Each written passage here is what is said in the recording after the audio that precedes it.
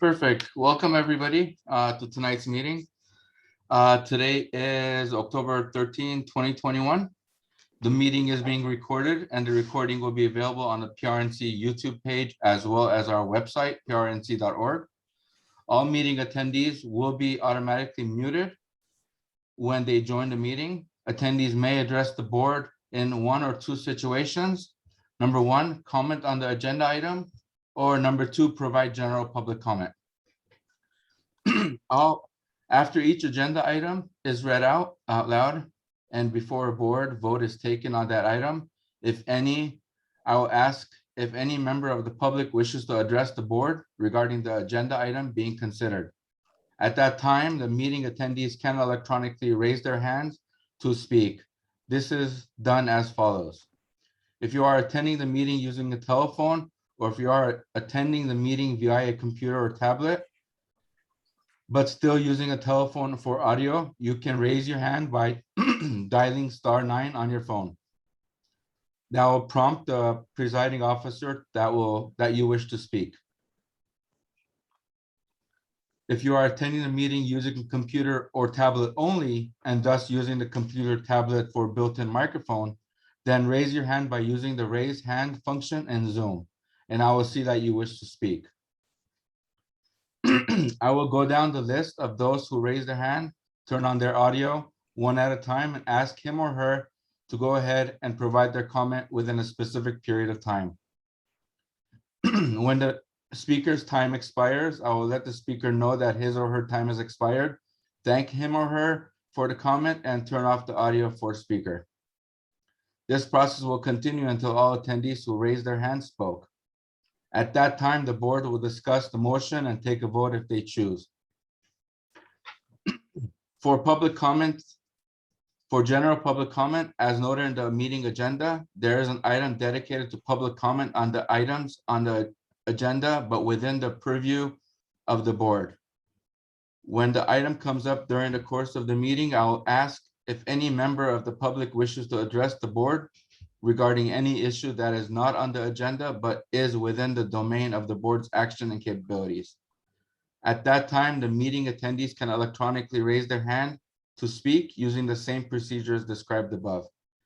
Please note that under the Browns Act, the board is prevented from discussing or acting on a matter that is brought to its attention during the general public comment period. However, the issue raised by a member of the public may become the subject of a future board meeting. Public comment is limited to 2 minutes per speaker unless adjusted by the presiding officer at his or her discretion. Let's move on to the agenda item number 3. Roll call. Christine, please. All right. Everybody hear me? Yes. Yes. David Lasher, Here. David Balin, Here. Jason Hector, Here. Luis Ramirez, Here.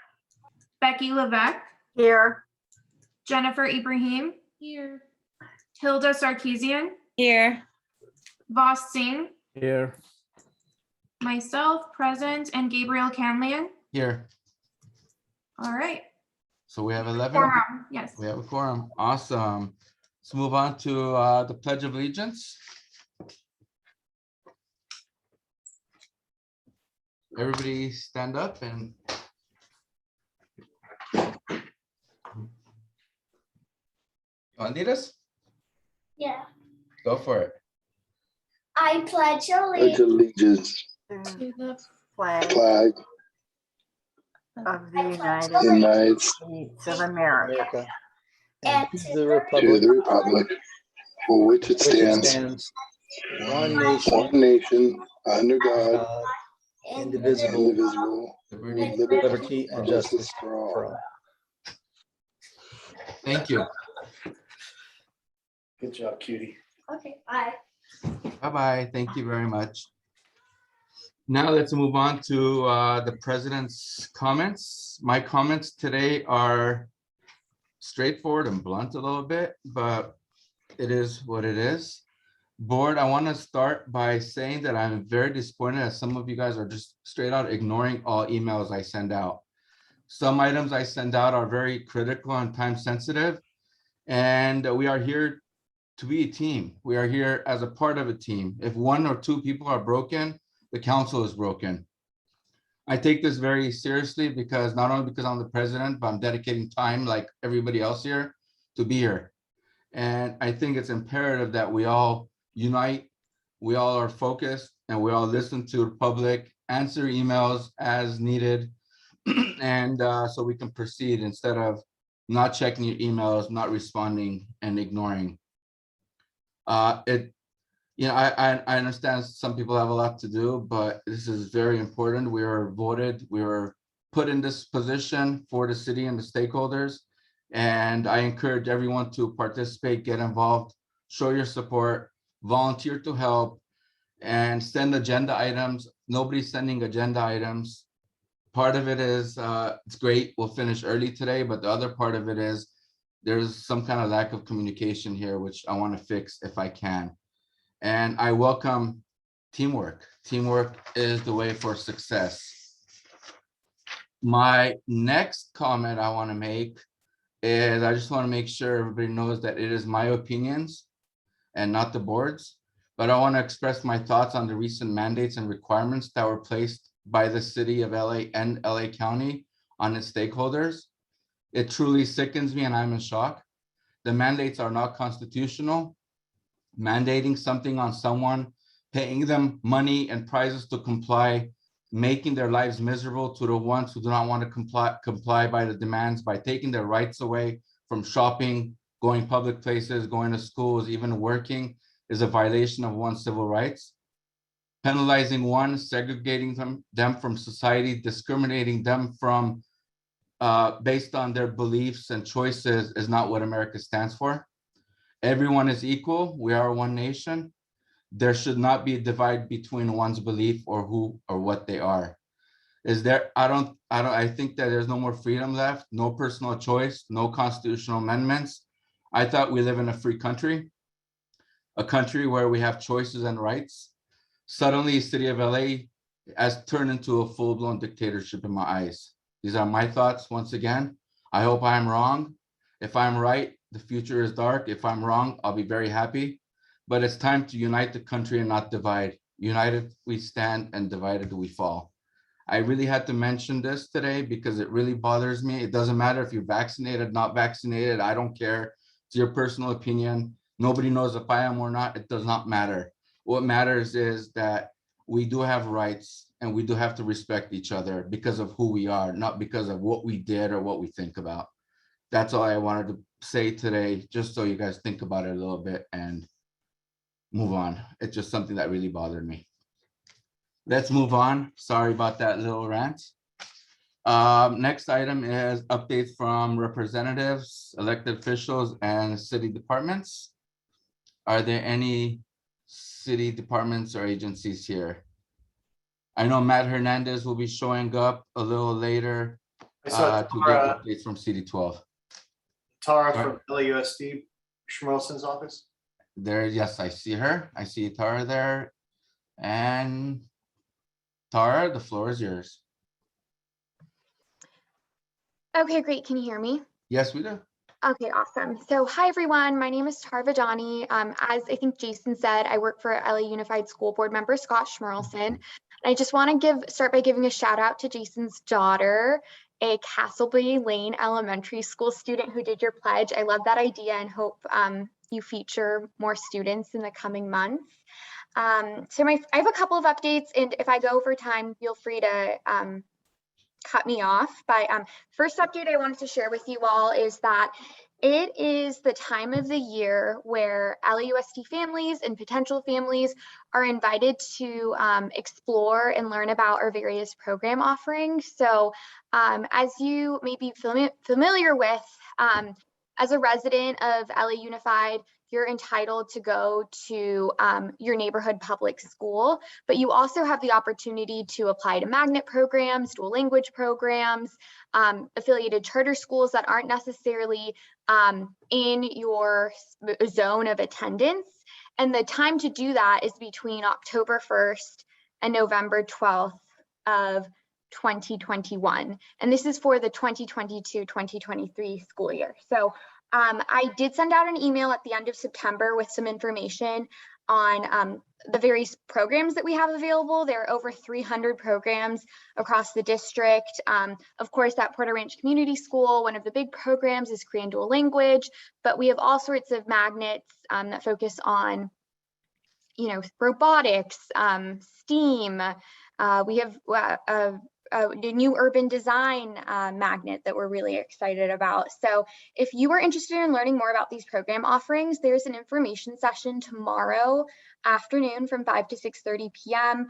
And I'll go ahead and send you all an email afterwards with the Zoom information if you just want to hop on and learn a bit more. If you can't participate, there will be a recording available.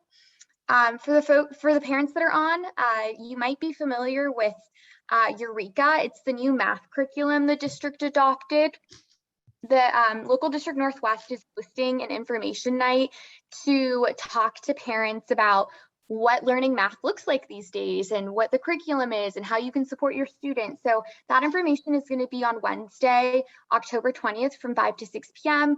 Again, it's going to be virtual and I'll email you the Zoom information. Tomorrow on the Board of Education front, where the district is hosting its first Family and Community Engagement Committee meeting. On the agenda, we have some really timely topics, including LUSD Board of Education redistricting. So up in Porter Branch, it doesn't impact you as much. I'm fairly confident you're staying in Board District 3, but for some other neighborhoods in the San Fernando Valley, there could be some movement. You might move to Board District 6 or Board District 4. So if you're interested in learning about redistricting, you should tune into the meeting. We're also talking about the search for a new superintendent. You might have heard that Austin Buettner chose not to extend his contract at the end of June. So we want parents and community members to be actively engaged in the outreach, input, selection process. So we're going to get an update from the firm that's been hired to oversee that work tomorrow. And then lastly, we're going to learn about some new strategies the district is adopting to engage families. So there's a new phone application that's in the works that'll be launched this year that you can get a preview of at the meeting. Again, that meeting starts at 5 and I'll send you the Zoom details. A couple of school updates. David Geringer, who was the assistant principal over at Castle Bay Lane, got promoted. He is now a principal and very, very excited. He's working at Chatsworth Park Elementary School, which is not too far away from here, and we're looking forward to continue working with him. We are currently in the paper screening stage of hiring his replacement, and the interview process should begin shortly. And then lastly, I do want to share some information on the COVID vaccine safety requirement front. I previously sent out an email saying that the district made the decision to require the COVID-19 vaccine for students. All LAUSD students 12 and above will need to get the first Pfizer shot by November 21st and the second dose by December 19th. That being said, there is a medical exemption process in place. I can email the form to anyone who's interested in learning more about it. We're not accepting religious exemptions. California actually has some of the strictest vaccination laws pertaining to this, and it's anticipated that no public or private school will be able to accept religious exemptions for the vaccine.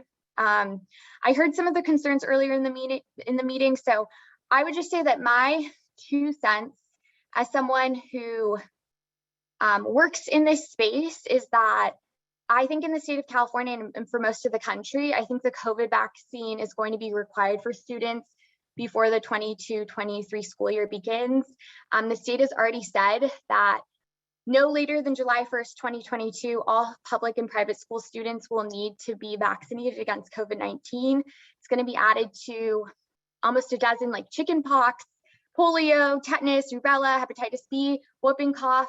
These are all vaccines you already have to get to go to school. And so my recommendation, and if this is something that your neighborhood council wants to work with us on, is to start sharing more information and answering people's questions, because some people have serious concerns about the vaccine and don't have access to that information, or they've heard information that might not necessarily be correct. So we are trying to get that information out there. And if we can be a vehicle to help your neighborhood council do that, please do reach out. And lastly, I would just say that we are hosting vaccination clinics at Cleveland High School this weekend on Saturday and Sunday from 9 a.m. to 1 p.m. Community members can also go there to get vaccinated. So with that, I will stop and I'd be happy to take questions if anyone has any. Thank you, Tara. Any board members have any questions for her? All right, attendees. Just Sorry. real quick, I'm sorry, Tara, I didn't raise my hand, but the what age group is the vaccine required November 21st? It's the, 12 and above. thank you. That's Yeah. all. Thank you. Becky? For those, Tara, for those families who do not feel that they want their children vaccinated, will there be on-school learning for those children? Yes, so they will be able to participate in the City of Angels independent study program. And it's anticipated, if you have a child that goes to another school district or private school, that there will, at least for an intermediary period, be a requirement for all schools in California to offer some sort of online option. Okay, and currently, how many, what are the statistics of school-age children having COVID? What's the percentage? Do you know? So right now we have 779 active COVID-19 cases across the district. Our test positivity rate has fortunately declined at 0.10%. But you know, that being said, that's with social distancing in place, that's with masking in place. When someone in your class gets COVID, you often have to quarantine for extended periods. So this is all out of we're trying to get to the goal where next school year, hopefully, you know, these masking requirements, we're hoping that we don't have to wear masks forever. And these are steps that are being taken to help us achieve that goal.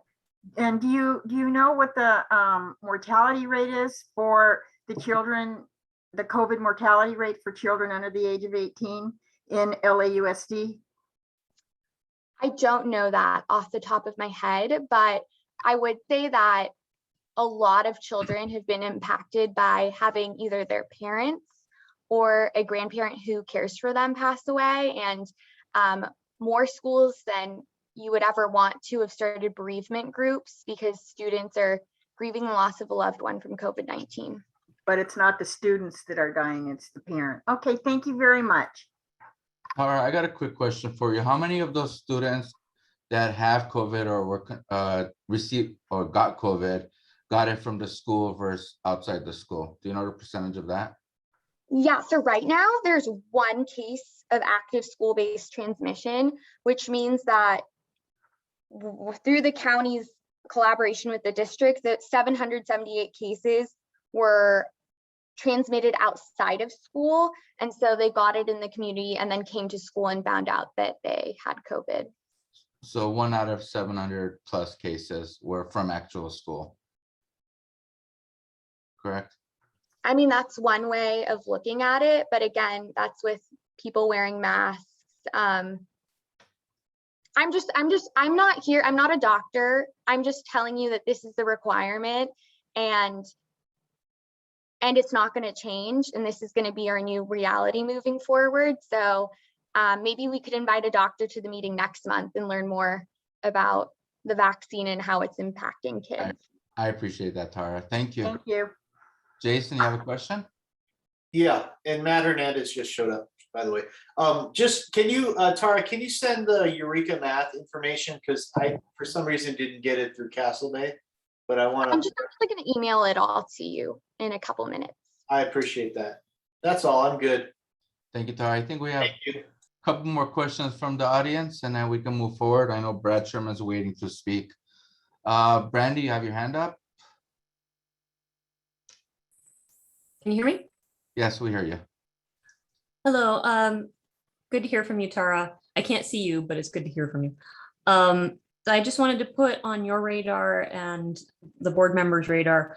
So for parents who did opt into City of Angels, an issue that's been cropping up is that if they decide to change their child to unenroll them from City of Angels, unless they're putting them back in the homeschool, it's very difficult, if near impossible, to get through that process like it would be in a normal LAUSD school, because there's no, the principal's phone number's been disconnected. Emails to the school seem to go into a black hole. And if you call the City of Angels number, it actually forwards to an LAUSD desk that just says general information, but has no actual connection with City of Angels.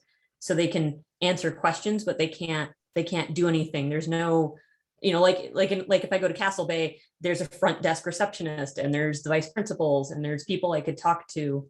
But for those who are in City of Angels, there's none of that. There's nobody they can do. And even the teachers say they don't have access to anything.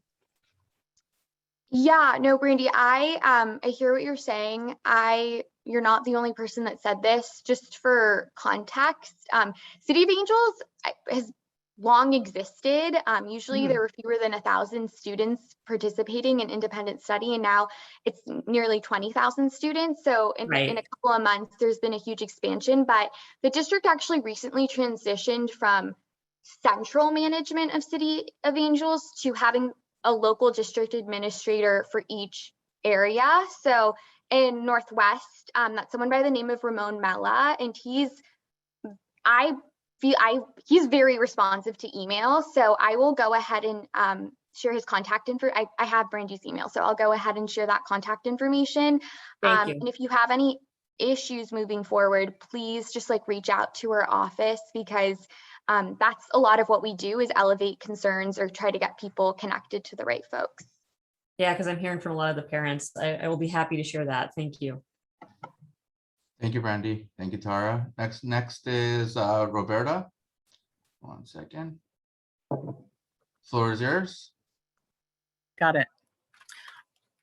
I have granddaughters, 7-year-old twins, and one is immunocompromised severely. It could be life-threatening. We have letters from doctors and going through all these things. The only schooling they have right now, their home school is Chatsworth Park. The only schooling they have right now, virtual, is a 3-hour with a teacher that said yesterday, a child said, I need to get the flu shot. And the teacher said, oh, well, I don't get the flu shot, because when I get the flu shot, I get the flu. Now, this is talking to 2nd graders.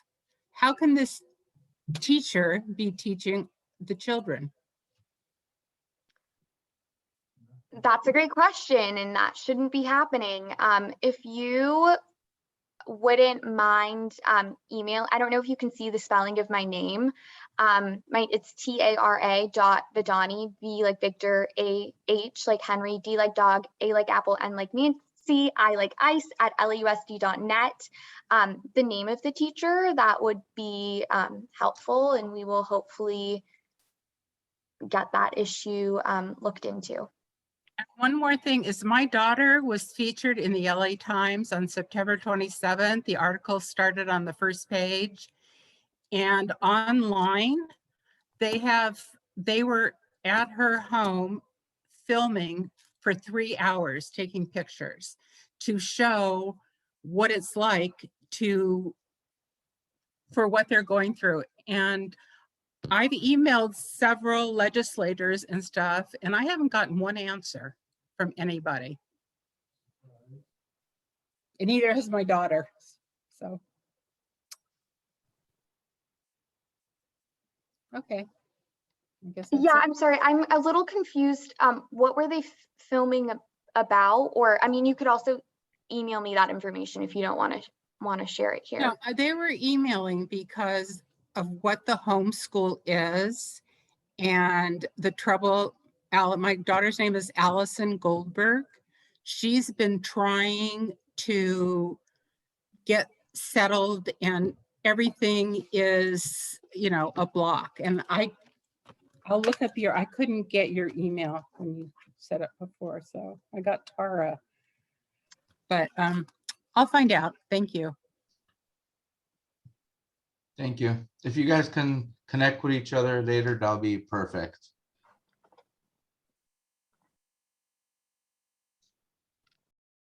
Thank you. I have a phone number ending with 103. Floor is yours. You can unmute yourself, please.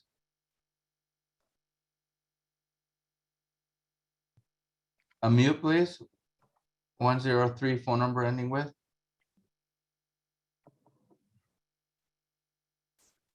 All right, I will move on.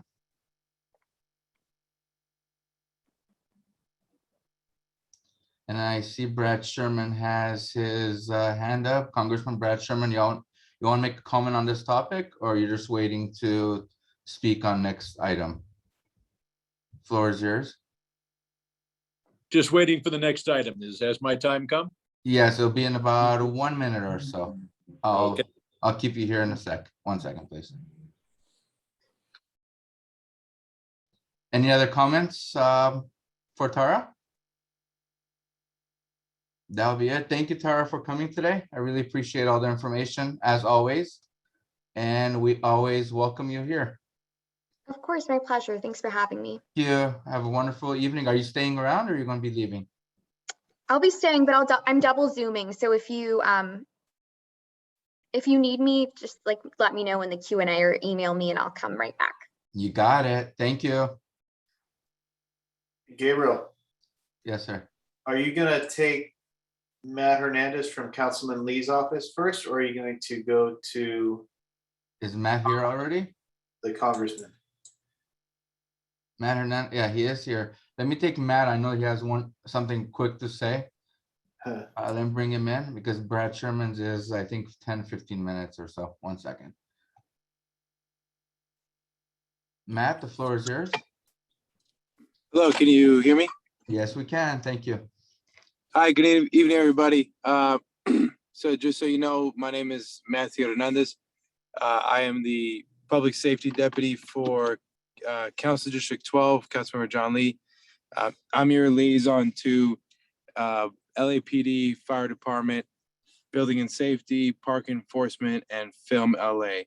And any other, honestly, any other public agencies that you wish to speak to, like CHP or County Fire, et cetera. So feel free to contact me directly.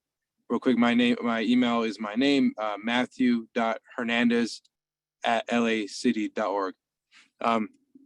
So I'm here today. I know Colin Cruz is, he's out sick. But I'm here today to kind of make one announcement for Porter Ranch and Porter Ranch Neighborhood Council, and also ask for the council's assistance. So I have been organizing virtual town halls regarding street racing for a few communities. The first one was West Hills, and then we recently had the conversation with the council's one, and then the council member would like to have one for Porter Ranch. So when I started working on it, and we got a confirmation from everybody on one day, which was the confirmation just came in last week, late last week, and the date is for next Tuesday, October 19th at 5 p.m. So we are not going to announce it on our social media or newsletter, because we want this specific to the Porter Ranch community. I don't say that because we're leaving out other residents of Granada Hills or Reseda. It's just that when we speak, and the representatives from LAPD and CHP will have data only for the Porter Ranch area. So unfortunately, if someone wants to know something about street racing Reseda, and I'm not saying they won't answer, I'm just saying, the data that we'll be presenting won't be for Reseda. So I am asking the neighborhood council here. I will send a follow-up email on the information and Zoom information, if you guys can push it out to the Porter Ranch community specifically. I know it's a short notice. There was, I don't want to speak for their office, but Senator Stern just had a couple of family things going on that he could not confirm ahead of time. But, something I like to say is, being in government kind of got to adjust on the fly and you got to get things done. And I'm someone who likes to just get things done. So if you guys would help me, I'm glad to bring this to the Porter Ranch community, as I know it's important, very important to you guys actually, as you know, I work with the Valley Traffic Division a lot in the Porter Ranch area. And I would go into more about that, working with Traffic Division. But this town hall is specifically for that, on what our office is up to, CHP and LAPD. Because believe it or not, you guys do have a lot of CHP interactions there in Porter Ranch. You know, there's a major freeway, 118, that goes through Porter Ranch. So that's my first announcement. And I don't want to take too much time for the congressman. The second one is, as you know, recently the city council approved the mandatory vaccine mandate.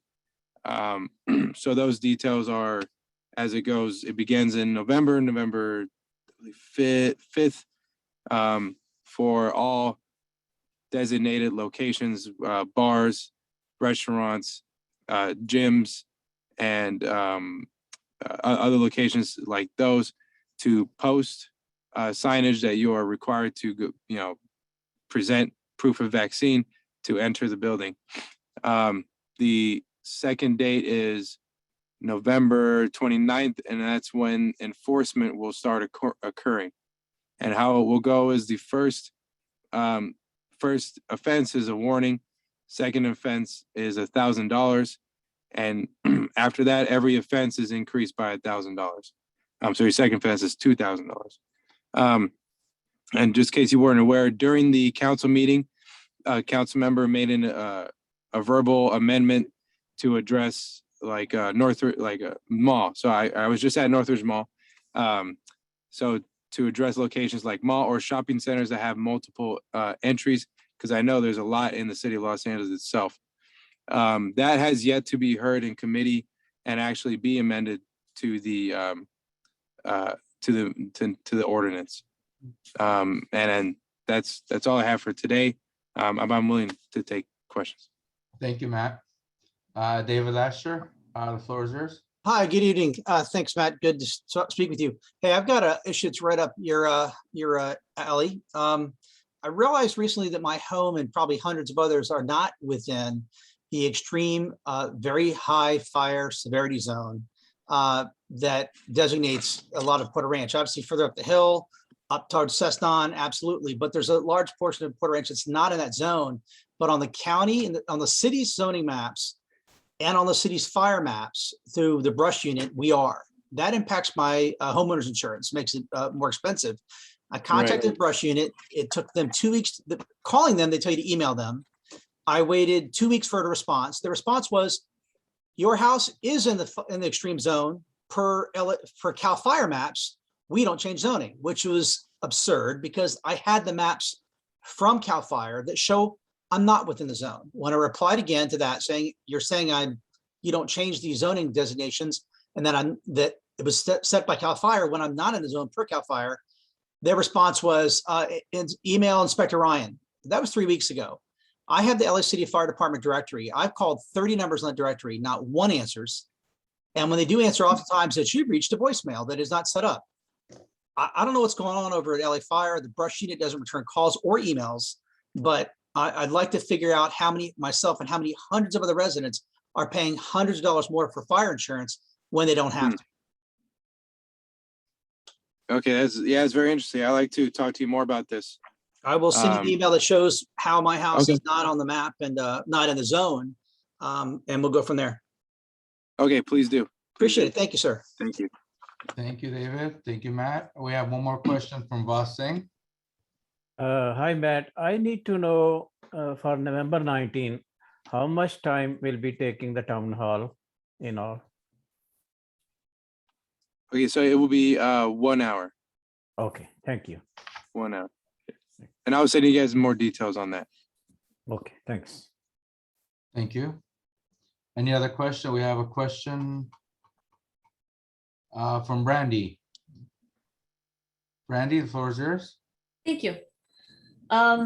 Well, first, thank you for coming and talking to us, and my condolences on the of people I'm sure is coming from today's indictments, even if it's not your office specifically. I'm sure this will be a thing in city council.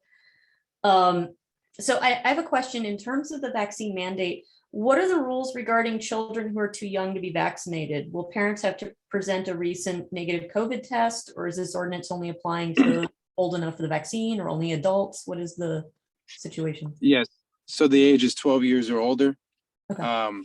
But that is something also the council member, just to state real quick, the council member had voted no on this ordinance because they're how he explained it and how I explain it as well is, so, you know, I was just asked a question and then luckily I was able to give a clear answer, but there is still, I'm sure, a back end to that where I don't have enough, I cannot provide any more detail than that, you know, because what if a store does want to approve vaccination for somebody younger? And I don't have an answer for that. And that's why he voted no on this ordinance, because it doesn't specify that much.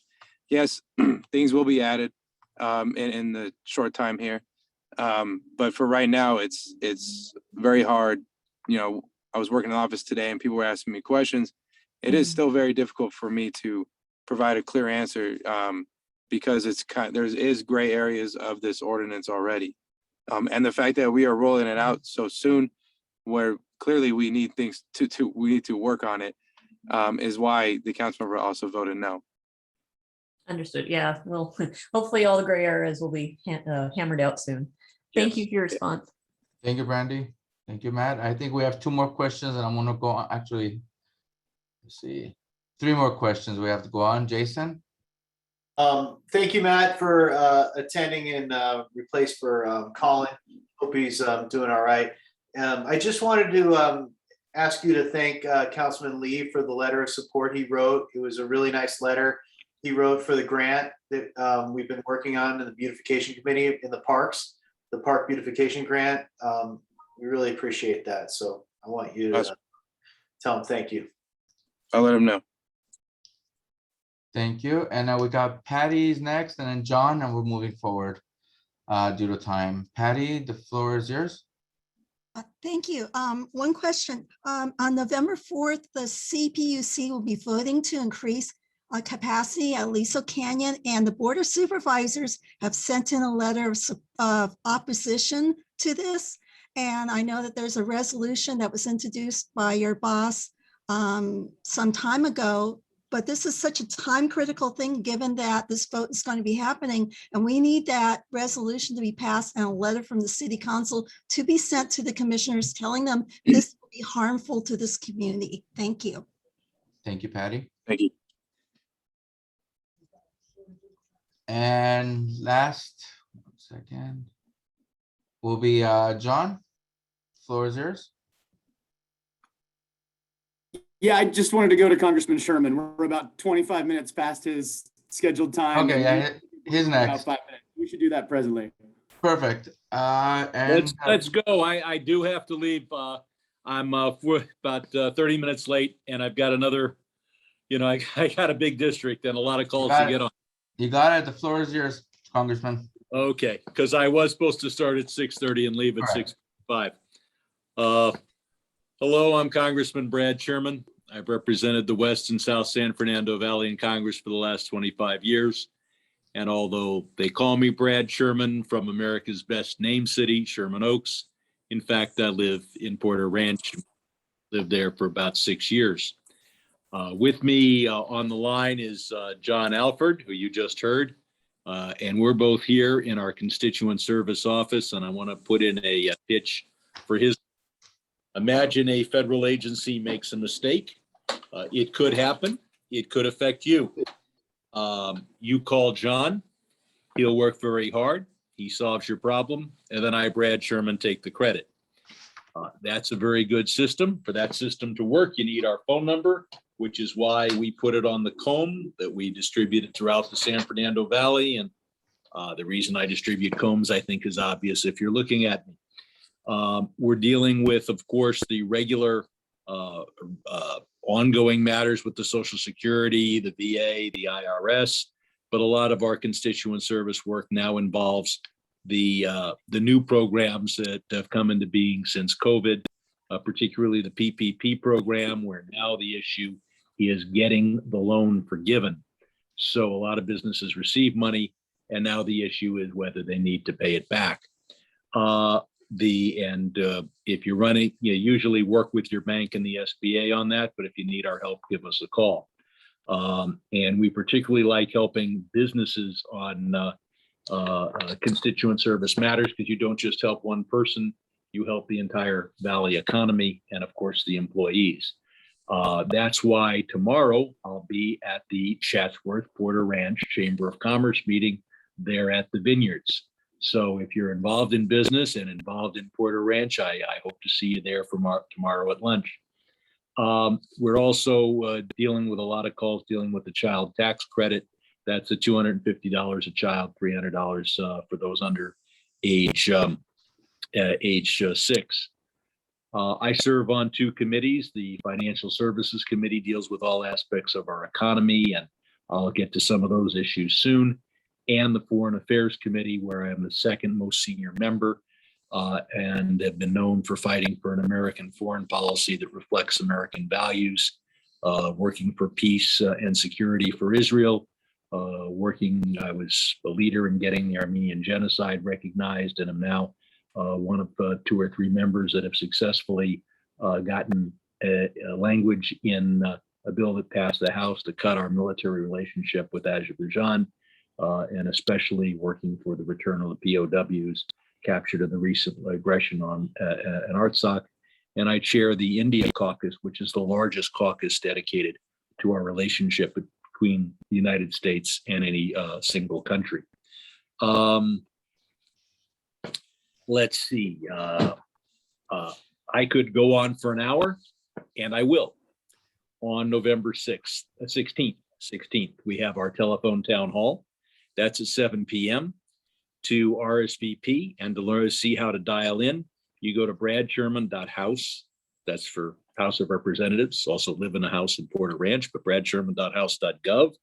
And you can suggest a question, it will not only will I be on the line, but we also have on almost all of our town halls one of our nation's leading epidemiologists who's also a pediatrician. And listening to the issues that have come up in this call, having someone with those 2 qualifications will be very helpful. Let's see. We have in Congress 2 major bits of housekeeping that could have been disastrous if we didn't deal with them, and we dealt with them only until December. We're going to keep paying the nation's debts till December at least, and hopefully forever after that, with the debt limit increase. And we're going to keep the government open at least through December with the continuing resolution. We should have the regular appropriations bills passed in December.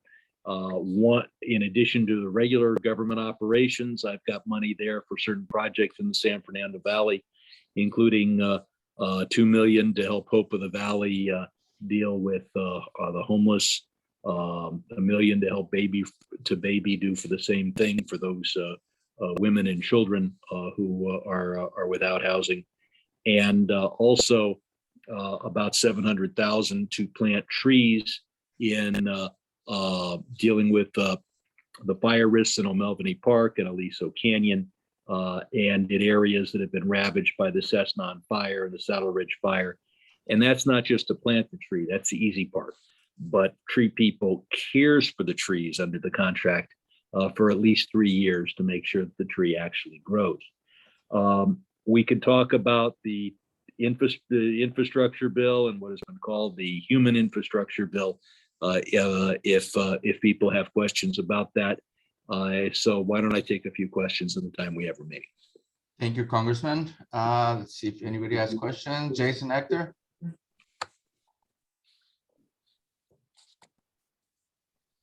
Thank you, Congressman. I am so happy to hear that, and I was going to bring this up in terms of earmarks regarding our parks, because we on the Neighborhood Council have spent almost $10,000 addressing the burned out trees in our parks post the fire. So I'm ecstatic to hear you're working with tree people. If you look on our agenda, you'll see that we have trees on the agenda. And so I'm really, I didn't see the agenda, but I live in the neighborhood, so I know. yeah, and I'm so happy that, O'Melveny and so I want to learn more about exactly what you guys are working on, because we've spearheaded a lot of projects here to mitigate the fire risk here in Porter Ranch. And I just want to say thank you for. That we've got the money through the House of Representatives. Perhaps unfortunately, we have a United States Senate, and Okay. so don't count your money until Oh yeah. the law. Okay. But what John will do is send you the complete statutory language on that, which really isn't very long, describing what the money is for. Is there a bill that's referenced on that, or is it just reconciliation? The bill is over 3,000 pages, so we'll send you the one page that's relevant. I appreciate that. If you want the 3,000 pages, we can probably get that. Trust me, you want the one. Yeah. Good job. Thank you. Thank you. I have an attendee, Assad Al-Najjar. Floor is yours. Congressman, it's a pleasure to have you. This is Assad Al-Najjar, the former Vice President of the Neighborhood Council. Hi, how are you? Good to meet you. Good to talk to you. Good. So a quick question. Alicia Canyon is the big monster for Porter Ranch. And there is a settlement hovering all over the place. Mm-hmm. But we really need your support into the closure. We need to advocate for the closure or some kind of a solution towards sustainability, because it's in our backyard. I don't mean to put you on the spot, but I just make the pledge here that you have it on your direction and you help us into the closure. Or I have been at many of the demonstrations shouting, "Shut it down." But as a practical matter, it's got to be a multi-step process. Right. Regulate it until you shut it down. Plan on how to run the natural gas system. And I know that some people are dreaming of a day when we have no fossil fuels, but I don't want to live with Aliso Canyon until that wonderful day occurs. So the next step is to plan how to have a natural gas system that doesn't rely on Aliso Canyon. And then the third step is to shut down Aliso Canyon. The problem is that we have not forced gas company to put together any plan at all for how to run the Southern California system without Aliso Canyon. And so every time you yell, shut it down, it's very, everybody in our area says yes. But people as far away as Garden Grove will say, well, that means sometimes when I turn on my stove, I can't cook my vegetables.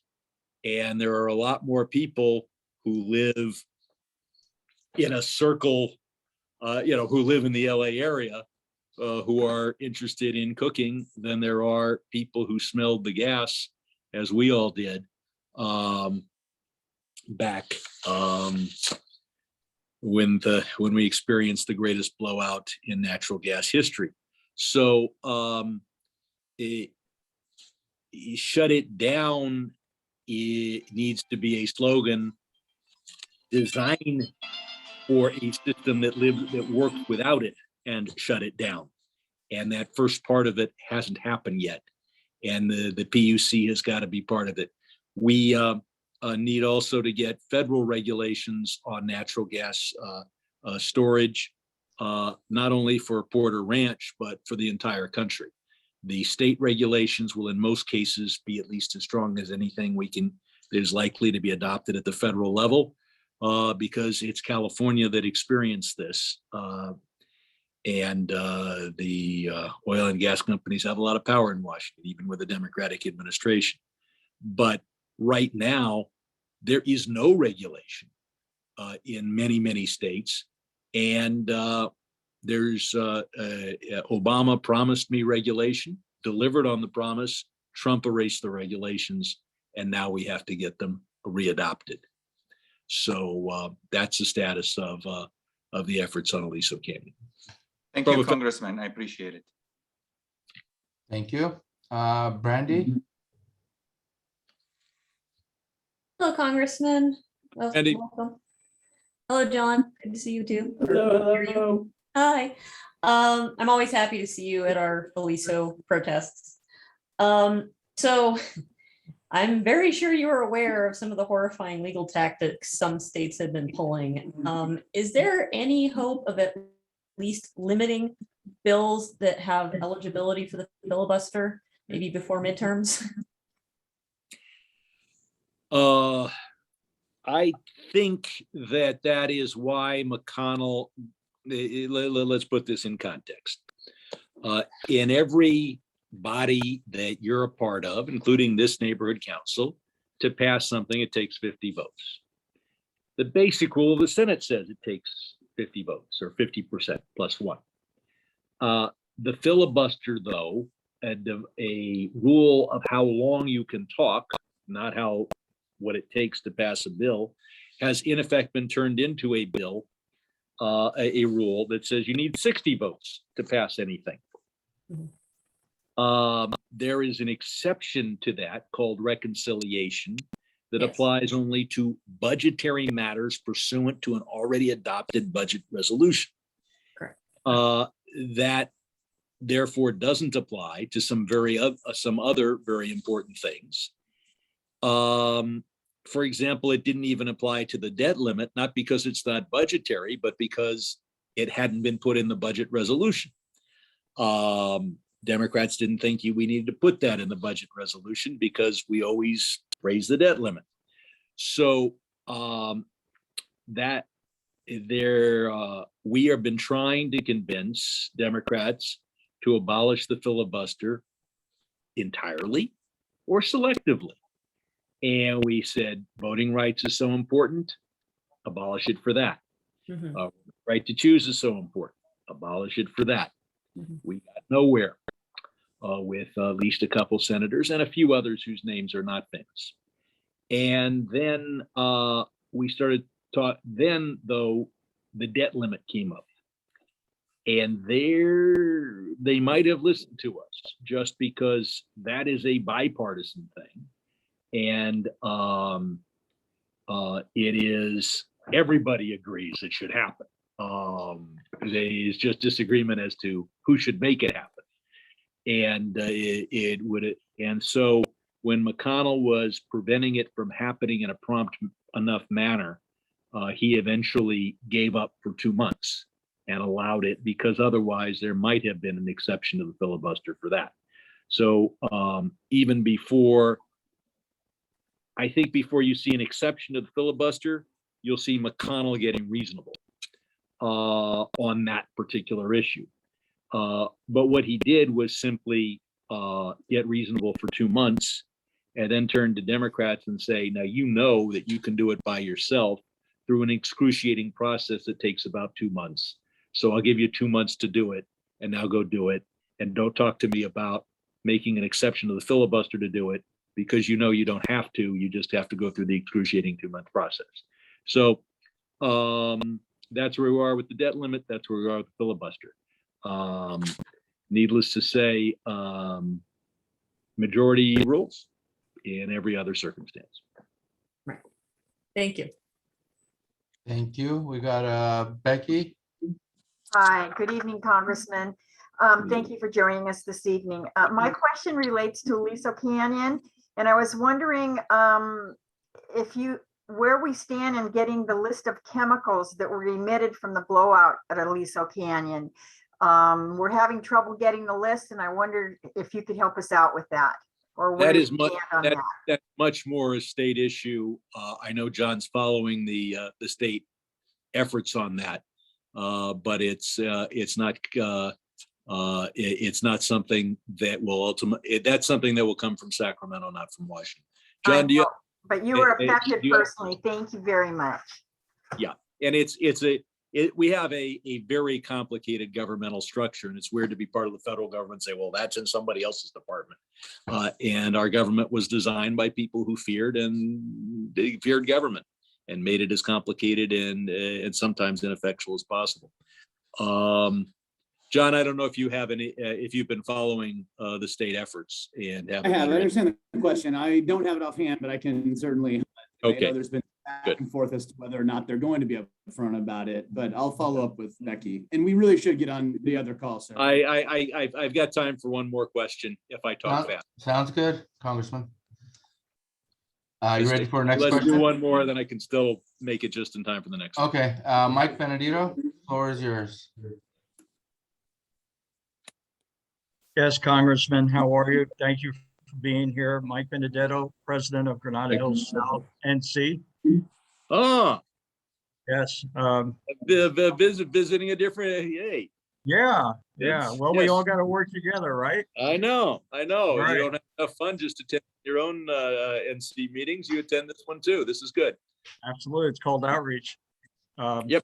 What I wanted to ask you now, SS 25 is only the one of 115 wells at Aliso Canyon. But I want to propose to you that we also keep an eye on the 120 wells that are in Santa Susana, because they're not in much better shape and they're about to have a problem as well. Thank you.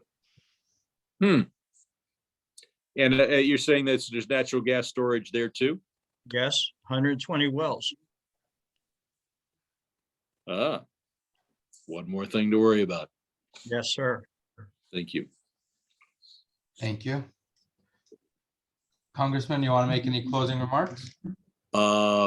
Just that we have just touched the surface. There are 100 other questions that will come up, and that's why people should join me November 16th for our telephone town hall, 7 p.m. Go to bradsherman.house.gov.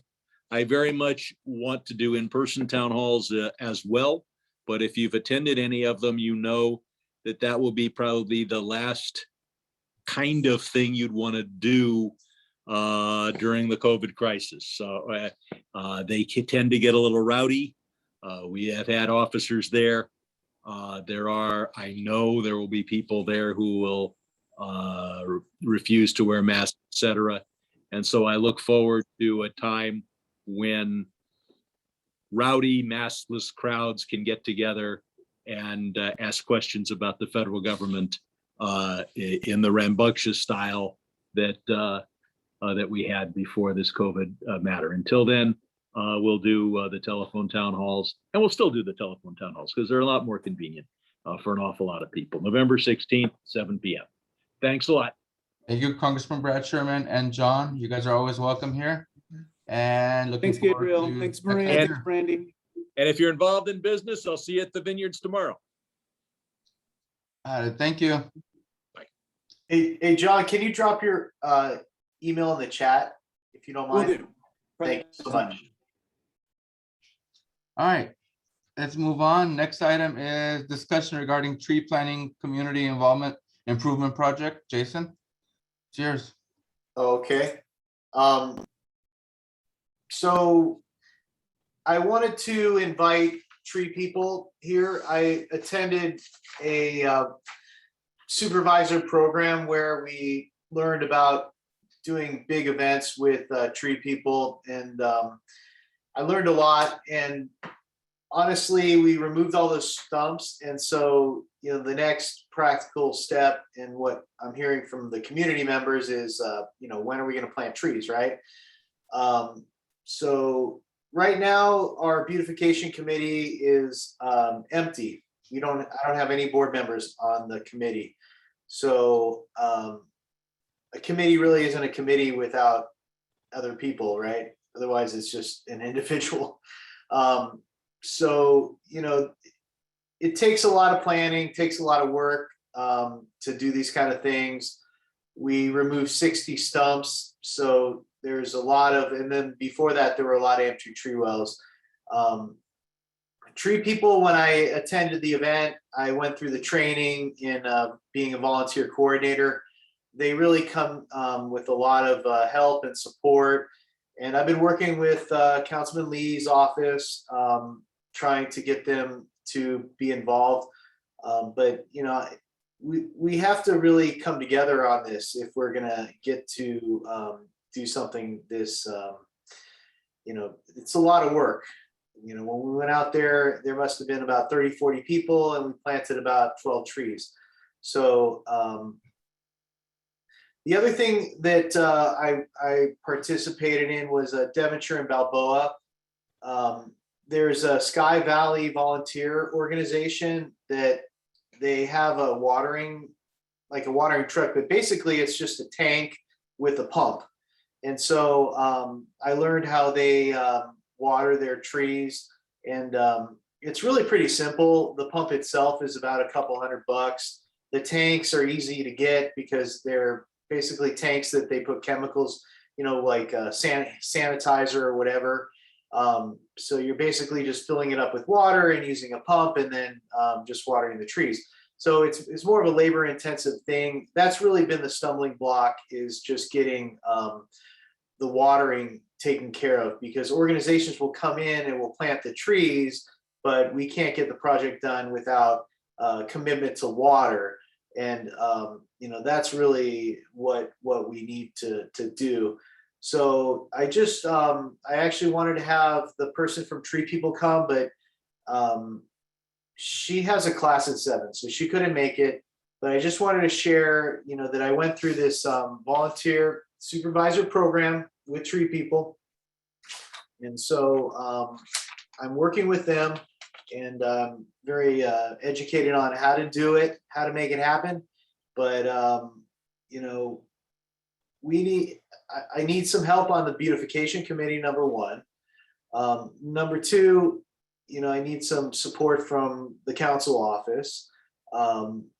And, you know, we need to probably work with urban forestry like we did last time. So last time we allocated money to urban forestry. If we can allocate money to them, they can take care of the watering. And if we can get, you know, Tree People to plant the trees, or even city plants to plant the trees, then I think that's probably the best, you know, strategy. So I just wanted to put this on the agenda to kind of tell you guys what is going on in my head, because you guys know I'm always trying to work on, you know, the trees and the urban forest. And this board, I mean, just, we have some new members, so just to bring everybody up to speed, you know, everybody who's new, we started this like 4 or 5 years ago when we had all the dead trees on Tampa. So this board allocated money, it was over $9,000, removed all the dead trees on Tampa. We've gotten about 75 trees planted by the city. We took out all the stumps just recently. So over the last several years, we've made a lot of progress getting just the dead stumps and the dead trees out. So now we have, the next step is to plant. So I just want to really, you know, get everybody focused on planting. And, you know, that to me is the big project that we can do in the community that I see. But, you know, David Balin resigned from the committee, and I only have Lori Coleman as one stakeholder and myself. And so there's no other board members on the Beautification Committee. So I would encourage anybody who wants to take on anything beautification to email me and join. And, you know, we work through committees. So, you know, a lot of what we can get done works at the committee level, and then we can come up with a recommendation of the board. But at this point, I'm just kind of bringing up the topic, and, you know, that's pretty much it. And if there's any questions or ideas or feedback or thoughts, I'm open to all of that. Thank you, Jason. We have one hand up, phone number ending with 103. Floor is yours.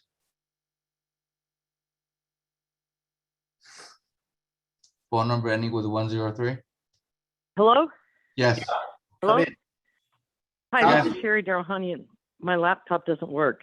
Can you hear me? Yes, we hear you. Oh, okay. Jason, I just want to give you kudos once again. You were the most awesome beautification committee chair we've ever had. I'm sorry you only have Lori Coleman, but she's great as well. And I know I couldn't serve as a board member, even though I got elected, but since you don't meet every single month in time constraints, I would be happy to try to be on your beautification committee because it's great working with you. Thank you for all your service to the community. Thank you, Sherry, for your kind words. All right, take care. All right, bye. Thank you. And you want to reply to that, or? No, I mean, I'd like to hear from the board really in terms of some. Definitely. I got David last year raising his hand. David? Well, thanks, Jason. I would love to help you with that. I know we've spoken a little bit about this. The Aliso Canyon side we talked about some static body weight exercise equipment, that kind of thing. I would resist having a stakeholder who doesn't live in Granada Hills and who allegedly committed voter fraud be part of that committee, but I would love to help you myself. Thank you much. With respect to the tree planting, I mean, I'd like to hear what the board's thoughts are on, that kind of project. If there's not a lot of, motivation to do this kind of project, then it's not going to get off the ground. Honestly, that's just kind of the way things work. So love to help you on that. Thank you, David. Any other board member comments? Jason, I am in full support of a project, so whatever I can do to help, I'm there for you. Any attendees? Nope. All right, let's move on to item number 9, public comments on items not on the agenda and within the purview of the board. We got Patty. Floor is yours.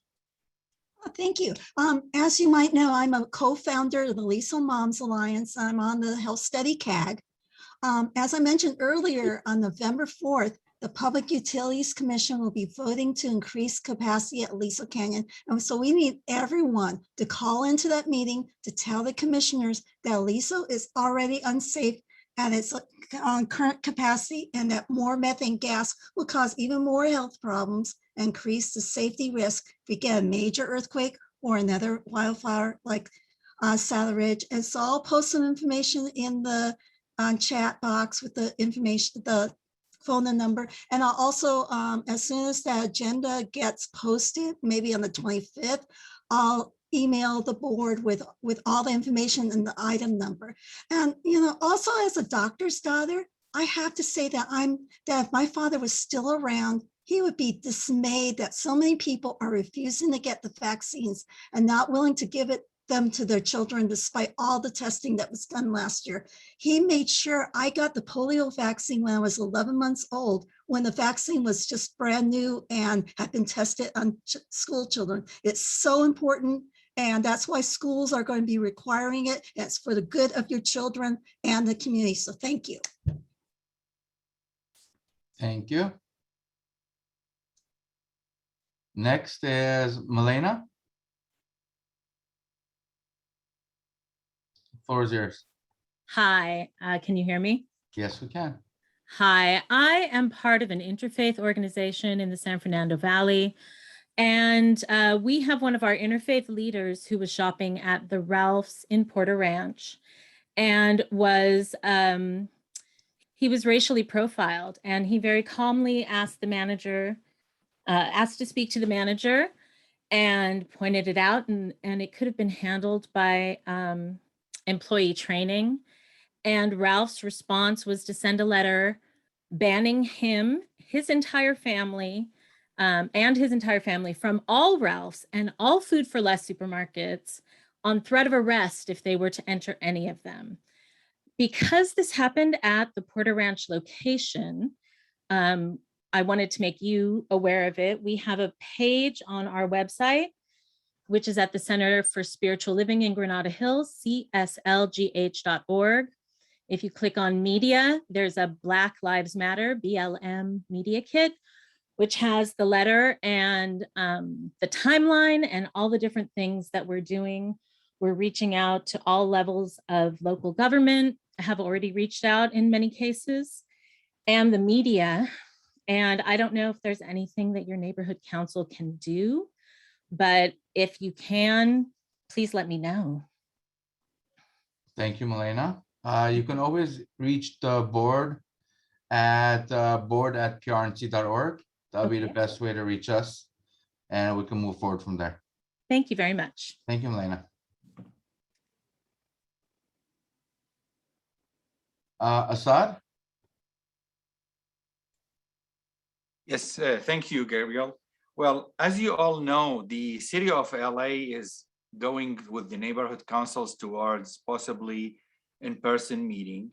And I was putting an item that I emailed to the board, and I would like to say it again, for consideration to have in-person holidays party this year, if possible, to have it to be discussed during your retreat or the next meeting or whichever comes first, and see if it's at least feasible for this year to have something like in an outdoor facility, so that this way there is no restrictions on the COVID and all that. It's an item I think you should discuss. Beside that, thank you very much. Thank you. And Daniels, I think this might be Judith. Let's find out. Floor is yours. Hi, it's Judith. Perfect. Glenn and I are both members of the VANC Executive Board. We always appreciate that Porter Ranch has a lot of people who participate in our meetings. Wanted to remind you that tomorrow night, State Senator Henry Stern is our featured speaker. He's talking about a lot of state issues, and we have a separate item that's a follow-up on SB 9 and 10, which were the state bills that the governor did sign that can increase density, including in gated communities. No matter what your community's rules are, the state overrules those. There are also a bunch of issues about including possible update on hybrid meetings and a lot of things that that Dunn is doing. So it's got a lot of hot button issues. Meeting starts at 6:30 tomorrow. If there are any board members who are not familiar with the Valley Alliance of Neighborhood Councils who are interested, you can contact either Glenn or me, or half your board attends meetings. You can get information, and you also could send an email to VANC, V-A-N-C, vanc@empowerla.org. It's not an email address that goes to Dunn, to Empower LA. It goes directly to a couple people at VANC. It's just got a Empower LA address. So thank you. Hope to see a bunch of you tomorrow. Thank you. And Glenn Bailey. Floor is yours. Thank you, Gabriel, and board members. And just a quick follow-up on the VANC. We do have the agendas posted. We don't have our own website, but we piggyback on the LANC, Los Angeles Neighborhood Council Coalition. There's a page there for Neighborhood Council Alliances. And so if you go to that, lancc.org, and then click up for Neighborhood Council Alliances, it's alphabetical, so VANC would be at the end. You can get the agenda for tomorrow's meeting. And also we have the links for the recordings of the meetings that were held since we went virtual a year ago, July. What I wanted to comment on were a couple of things. Number one, the city's early notification system which is part of the requirements for all neighborhood councils to submit their agendas to NC Support for distribution to subscribers that have signed up to receive those agendas. And it was brought to my attention that there periodically are problems, but what's happening this week seems to be the worst I've ever seen. And so this is not, Porter Ranch did everything that it needed to do. This is not about Porter Ranch. This is about the city and early notification doing what they promised to do, which is to get the agendas to stakeholders. So last night, Winnetka Neighborhood Council met, and their agenda never went out to the subscribers. It's not posted on the city's website. Tonight, the same thing has happened to Porter Ranch Neighborhood Council, Sunland Tahunga Neighborhood Council, and Woodland Hills Warner Center. All three of you meet tonight. So, and I only check based on board meetings. So I'm asking for you to join with me. I've already sent an email to the to NC Support.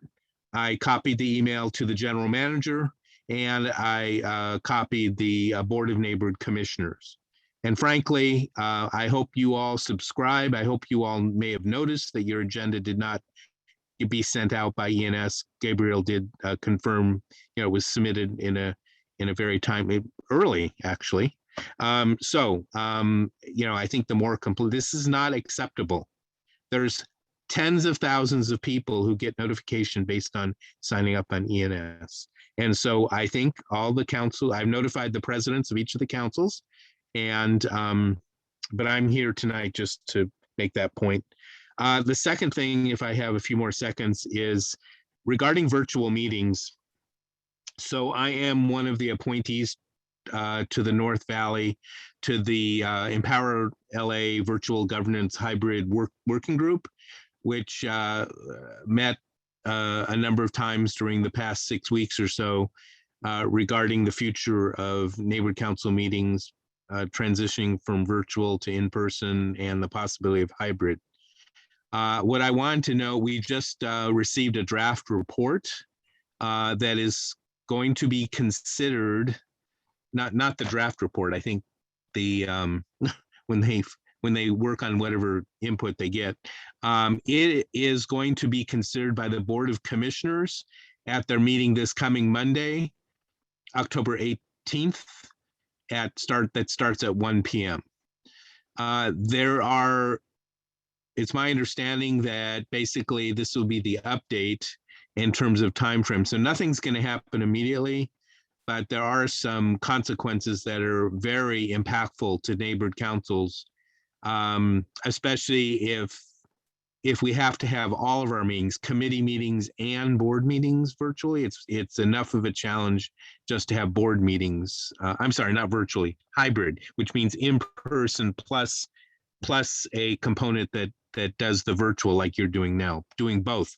And I keep referencing Porter Ranch because you can't even get a cell reception from Porter Ranch Community School, you know. So how are you going to be able to operate a Zoom, you know, even from a cell phone? So anyway, so I wanted to alert you to that. Take a look at the agenda when it comes out. Hopefully the report will be linked.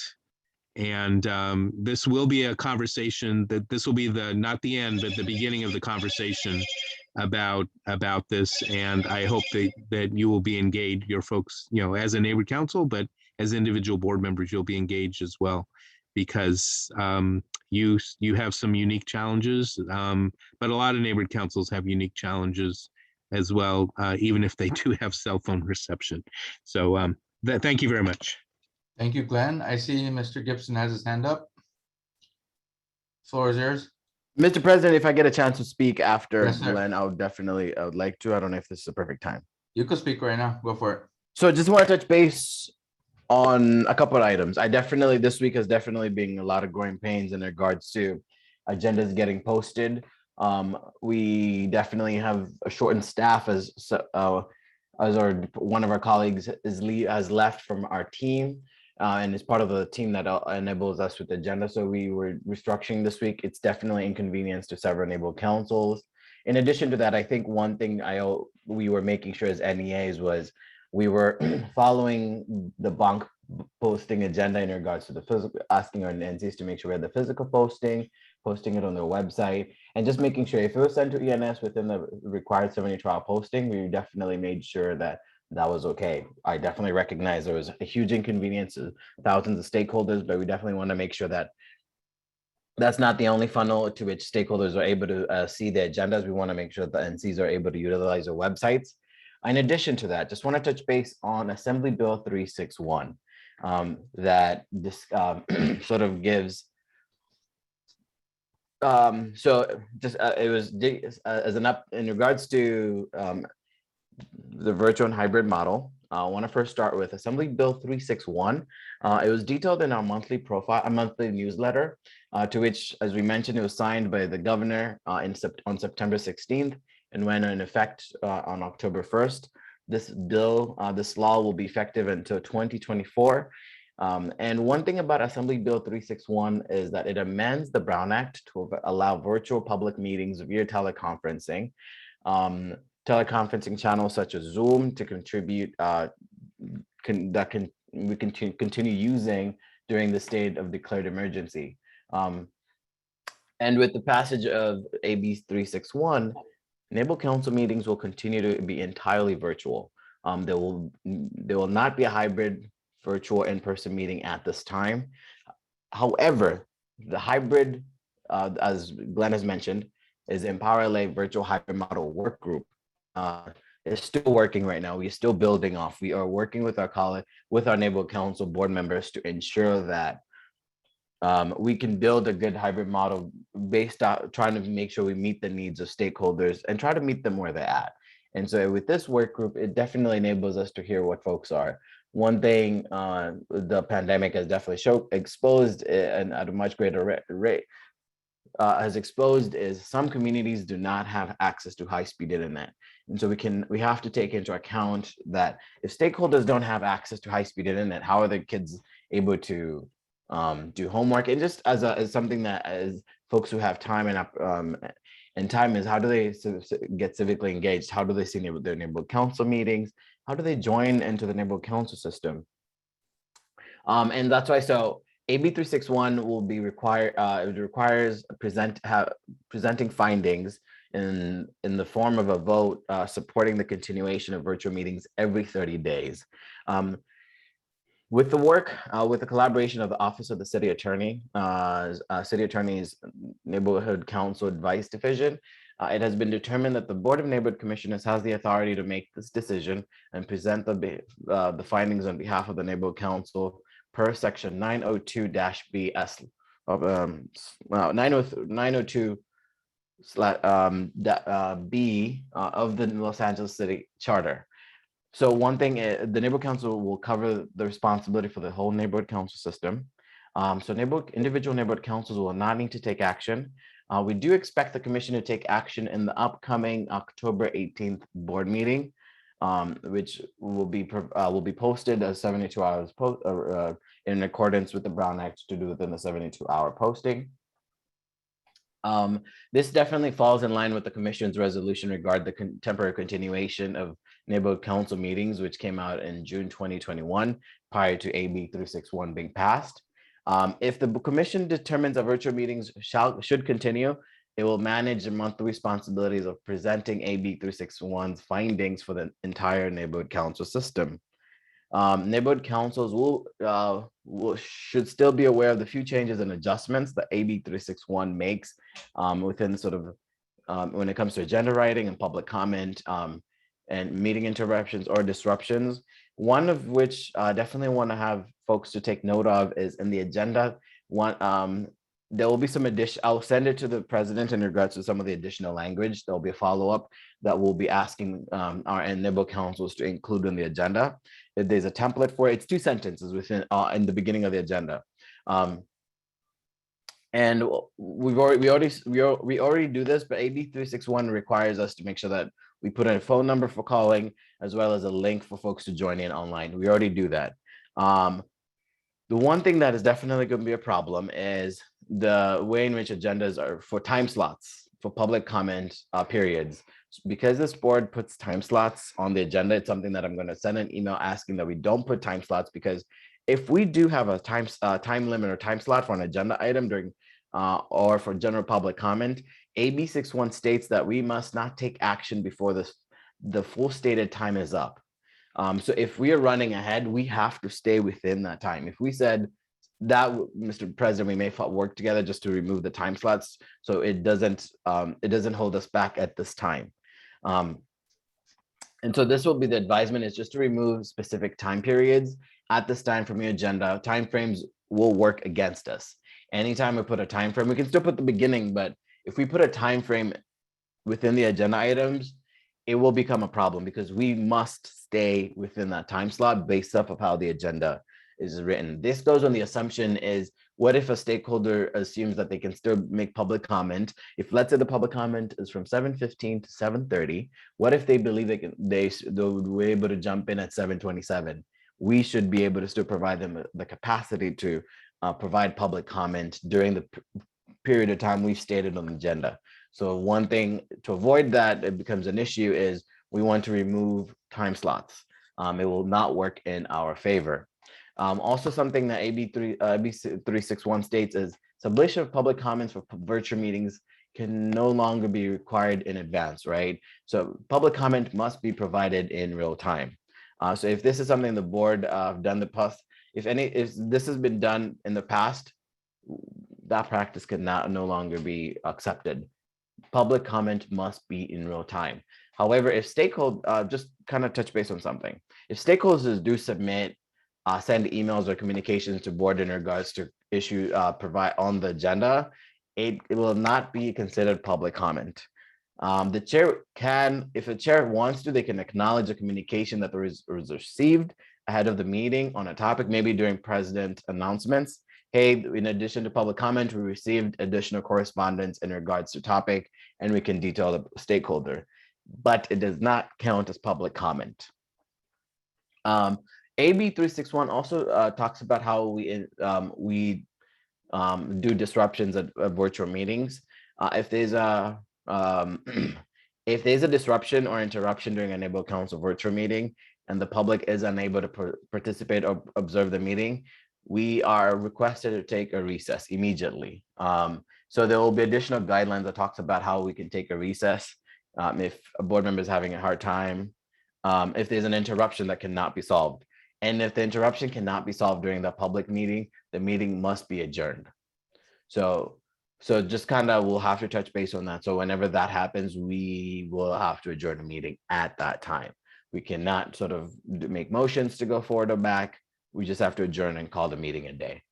If a member of the public is having trouble participating in the virtual meeting, you do not have to recess. You do not have to recess the meeting, right? So there's difference.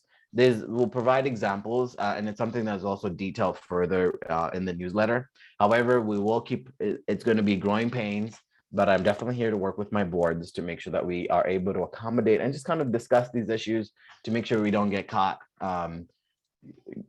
slipping when it does happen. So just that was my main announcement today in regards to AB 361. One point, AB 361 allows neighborhood councils to require the public to register to join meetings. While the Brown Act prohibits people from identifying themselves in order to participate from public meetings, AB 361 now permits requiring attendees to register in order to join the meeting and provide public comments. Got it. Quick question. So the disruption is only from board members, not the public, for adjourning or recessing, correct? The disruption is from the public. So if they're not able to participate, if they're not able to join in, if the link is dead, okay. If they let us know or call someone and let folks know, hey, the link is dead, they're not able to participate. Okay. And I also provide further details to how that will be interpreted. So it's not actual disruption amongst the board, it's disruption with connection, or disruption with other issues, technical issues. Technical issues. Okay. Anybody have any questions for Mr. Gibson? Thank you, Mr. Gibson. You'll be able to stay on for Yeah, I'll be here. Perfect. You know what I was gonna ask. Awesome. Let's move on. I know Mike Benedetto has a 3-minute comment to make based on a few updates. He got permission in advance, and I'm gonna allow him to talk right now. And the floor is yours. Thank you, sir. So I just wanted to give some community updates. Parks and Rec will not be holding their Halloween event. The street fair will be October 23rd from 10 a.m. to about 5 p.m. The tree lighting ceremony, which is at Veterans Square, will be on December 3rd at 6:30 p.m. The Granada Hills Parade will be on December 5th from 10 to 4 p.m. or whenever it finishes. What I wanted to also tell you about was Cool Blocks, which is a really cool idea in that this is an exciting community-based neighborhood level program. It is put on in conjunction with Neighborhood Council Sustainability Alliance in partnership with Senior Environment Deputy, CD5, and the Climate Emergency Mobilization Office. And what we're trying to accomplish, our goal is to recruit 200 block members who will then in turn teach entire blocks or complexes all about various safety items. And we're looking to put together 200 people to sign up for that. And we have until October 22nd to accomplish this, to be in line for the $1 million 5-year grant that is being applied for by the city of LA. The good news is we only need now 100 block leaders. And some of the things that we're going to try to accomplish is to make our communities prepared for disasters such as earthquakes, fires, things like smoke, blackouts, flooding, pandemics, and much, much more. We're also going to try and help reduce the neighborhood carbon emissions by at least 25%, reduce neighborhood water use by 32%, and to make our blocks safer and greener for basically our future. Ladies and gentlemen, we only have one planet, and we don't get a second chance on this. We're only 99 months away from 2031, where we're told that if we don't make these changes by then, we're going to be in deep, deep trouble. So just wanted to let you know about it. I hope this council, your public safety committee, and if you want to join or help, my phone number is 818-723-8087, or you can catch me at mbenedetto@ghsnc.org. Thank you. Thank you, Mike.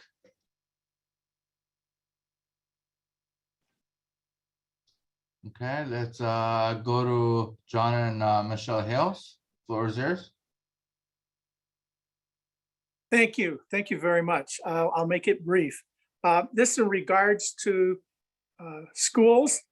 I have a little bit over 41 years experience with LAUSD, band parents president, Granada Hills High School, PTA president, etc.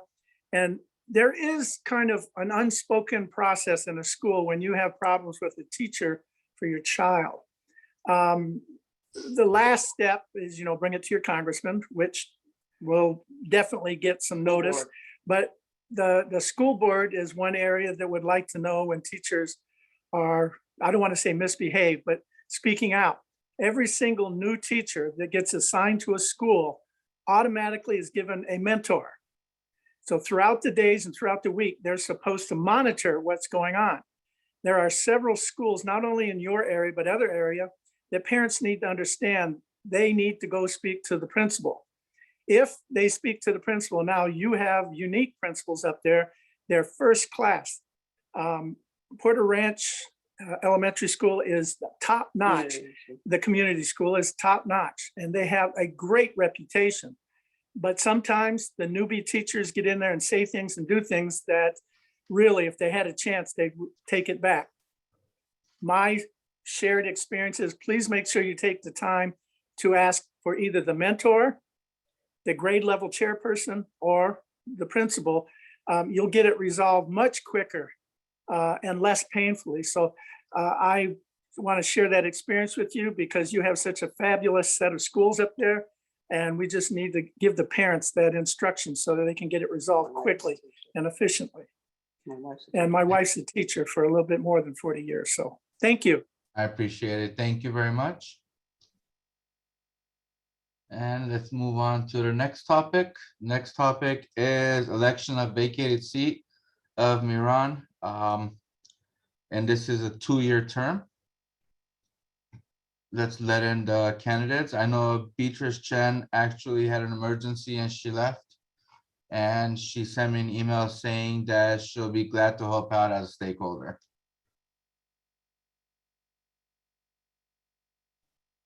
I've got Assad. Got Brandy. Got Ed.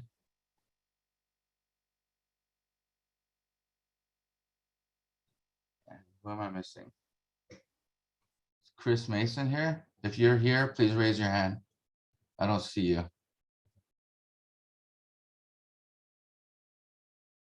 Chris Mason. All righty. Welcome Assad and Brandy and Ed. And I want to start off by all 3 of you introducing yourself. Most of us know at least 2 or 3 of you, but let's move forward. Who wants to start? Assad? Okay. Go for it. Good evening, everybody. It's a pleasure to see you all. As many of you know, I'm Assad Al-Najjar. I'm a civil structural professional engineer, and I've been working for the city of LA for almost 32 years. I've been living in LA for almost 39 years and in Porter Ranch since 2003. Up to July 2021, I served as the PRNC Vice President. I chaired the Safety Committee. I chaired the bylaws. I was member of the Sustainability and the Gas Monitoring Ad Hoc Committee. And my goal was always and remains to serve Porter Ranch community as part of my continued service and commitment to serve the whole city of LA.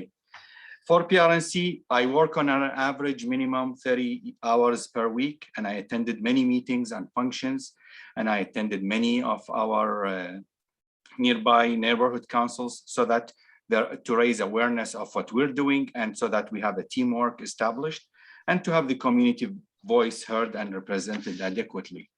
I served for over 7 years in my work as the Community Service Division, in which gave me the experience to work with all 15 council offices and all 99 neighborhood councils throughout the city. And for my work within the Porter Ranch, I work very close for the Alicia Canyon through rallies and through the ad hoc and the CAG. And I work very close with the DPH to get the monitoring solution. I work along with Gabriel and David Balin in the LAPD CPAB for the safety issues. Also, I'm very active within the LAPD CPAB Homeless Committee. And up to yesterday, we're taking care of a lot of the homeless issues. And we're trying to find a lot of solutions. I work very close with LAFD and I have CERT training, and I worked with Gabriel to get the RILAN emergency preparedness throughout Porter Ranch. However, because of COVID, we had set it aside. I'm very active in the interfaith outreach through Mayor Garcetti's office for the past 4 years to get all religions working together in harmony. My work through the PRNC is an extension of my regular job, and I feel I bring you a lot of qualities, and I delivered a lot through the past few years I served. My main points for Porter Ranch remains, of course, the first one is COVID-19 and its vaccination issues and a lot of the issues revolving around that. The Alicia Canyon remains on my radar, continue to get effective solutions for the homeless, getting LAPD and LAFD a lot of the resources they need to keep us safe. My favorite, of course, is the reducing traffic congestion. And soon we will have a camera monitoring system, hopefully in coordination with CD12, with John Lee's office and your board and the city of LA. I work very hard within the community, not only through PRNC, but through many active NGOs, nonprofit organizations. And I would like the opportunity that I get on the board again and continue the path that I started a few years ago.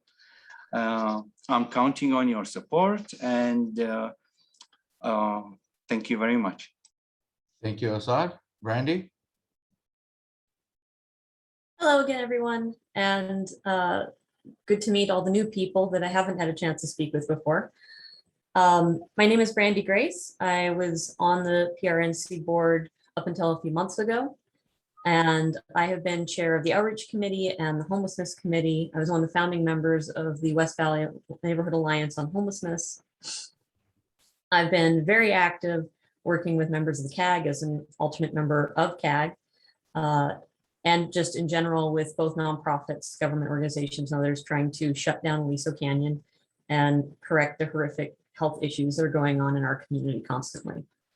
I'm a mother, so I have a child that's in Porter Ranch. His home school is Castle Bay Lane. He's special needs, but very, very cute. So, and yeah, I like working on the neighborhood council because I like working with the community in a way that I can be an advocate for them. And in some cases where I need to be a translator too, because I worked with so many government officials at different levels that sometimes somebody comes with an issue and they don't actually know who they need to talk to, or they don't know the question they actually want to ask, or they don't know the issue they actually want to talk about. And so I oftentimes end up helping people with that. As many of you know, I ran for office a couple years ago, and right before the pandemic hit, I was very fortunate to be supported from people on all sides of the political spectrum, because even though I have very strong personal political opinions, my attitude toward politics and governance is that everyone deserves respect, and everyone is acting in good faith off of their values. And that the real differences is usually actually more of a difference of priority over what values that they're looking at first. And so I push back against this divisiveness idea of being against somebody. So when I talk to people who have a different opinion, I work very hard to be respectful and translate what they're saying to other people who might be hostile toward their opinion, so that we can find the solution that works for everybody together. And that's been my major role. I'm looking forward to being on the board again.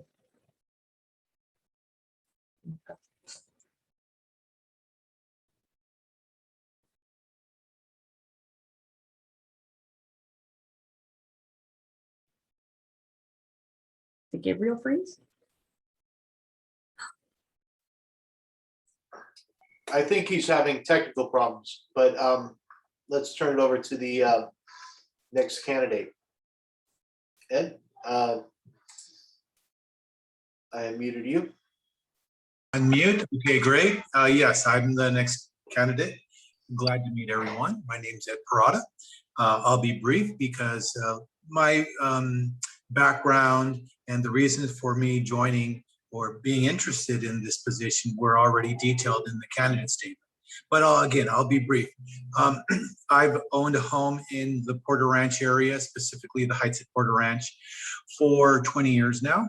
And during those 20 years, I have been involved in the board of directors as a treasurer, secretary member, and finally as president.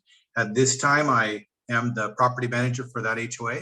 So I have a lot of contacts in that community of 403 homes, soon to be 404 homes. Also, I'm the property manager for Bellagio, 55 homes, so in that immediate area as well. And I do a lot of business as a real estate broker, property manager, and salesperson, real estate salesperson in the Tuscany quartile communities as well. So I do maintain contact with many people in that community, and I still I'm active in that community and in the Porter Ranch area on a weekly basis. Thank you, Ed. I don't know. Was I the only one that got kicked off, or? You were the only one, I think. Of course I was. But that was a good move, you. Yeah, I was like, okay. All right. Let's move on to questions. Please raise your hand if you have any questions for the applicants. Let's start with the panelists.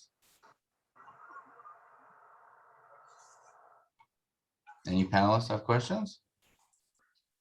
Well, somebody's got to ask a question, so I'll do There you it. go. Jason, the floor is yours.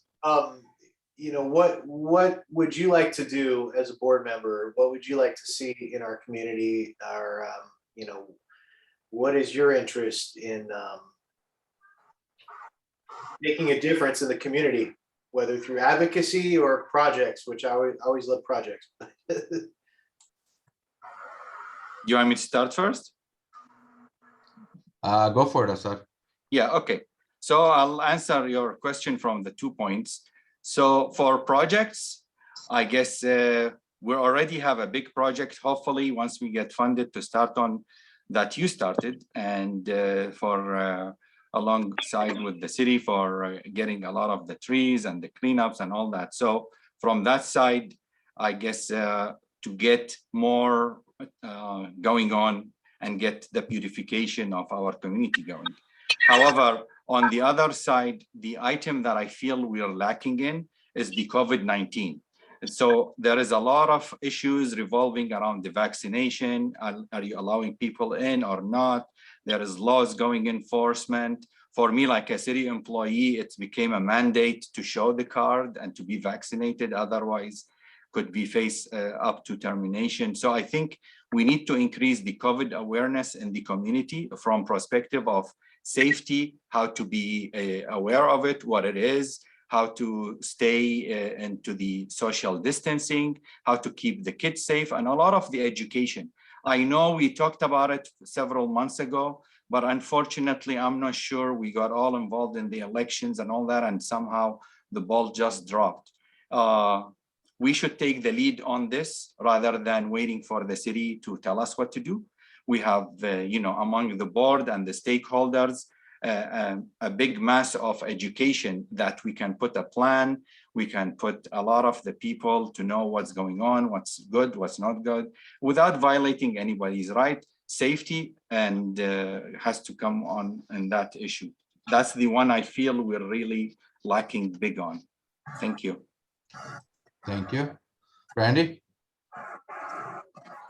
So for one thing, I would continue with the mosquito abatement project that I and Becky had already started. So that's something that I would continue working on. Of course, homelessness, of course, Aliso, those are the two big items. But I do agree that, as Asad said, we need to deal with COVID better. One of the issues that has come around recently is people who don't speak English. And we have a very diverse community where some people are not primarily English speakers or speak English at all. There is a dearth of enforcement on protecting them against misinformation. If you log on to Facebook, YouTube, Twitter, anything, and somebody writes something completely misinforming people about COVID or about vaccines, you'll see a little notification. But if they write it in Korean or Vietnamese or Spanish, you won't see it. Most of it, only 3% of it actually gets covered, which means that non-English speakers are actually a very large portion of people who are not vaccinated right now in our community. So we don't just need to be pushing information. We need to specifically be targeting in our community those people who are being missed by larger efforts to get COVID information out properly and vaccine information out properly. In a personal example, I talked with somebody who mistakenly thought that she couldn't get vaccinated because she couldn't afford it. She thought she'd have to pay for the COVID vaccine. And it was only once she realized it was free that she went and got vaccinated. So those are, I agree, those are things we need to be covering, but always, homelessness and Aliso are my top two beyond that. Thank you. Thank you, Brandy. Ed? Yes, outreach, I've been involved in with my community, the Heights of Port Orange. And that was one of the one of the reasons why I was able to get on the board and become successful and active reaching out to people, because I did have ideas on how to communicate with people, how to propagate information about the community to the residents. And I still do that 18 years later. So that's something that I'm looking forward to doing. Unfortunately, with the pandemic, I'm not really sure how my interests and my talents in this area would pan out because of the pandemic. But the same way that I started in the Heights, finding my niche little by little, I think I would probably do the same. Finding out where the weaknesses are and where my talents align with the needs of the greater Porter Ranch area. And that's probably how I would be useful to the Porter Ranch area and the neighborhood council. Thank you. Any other board member comments or questions? Any attendee questions? Oh, there you go. Board member David Valen, floor is yours. Thank you, Gabriel.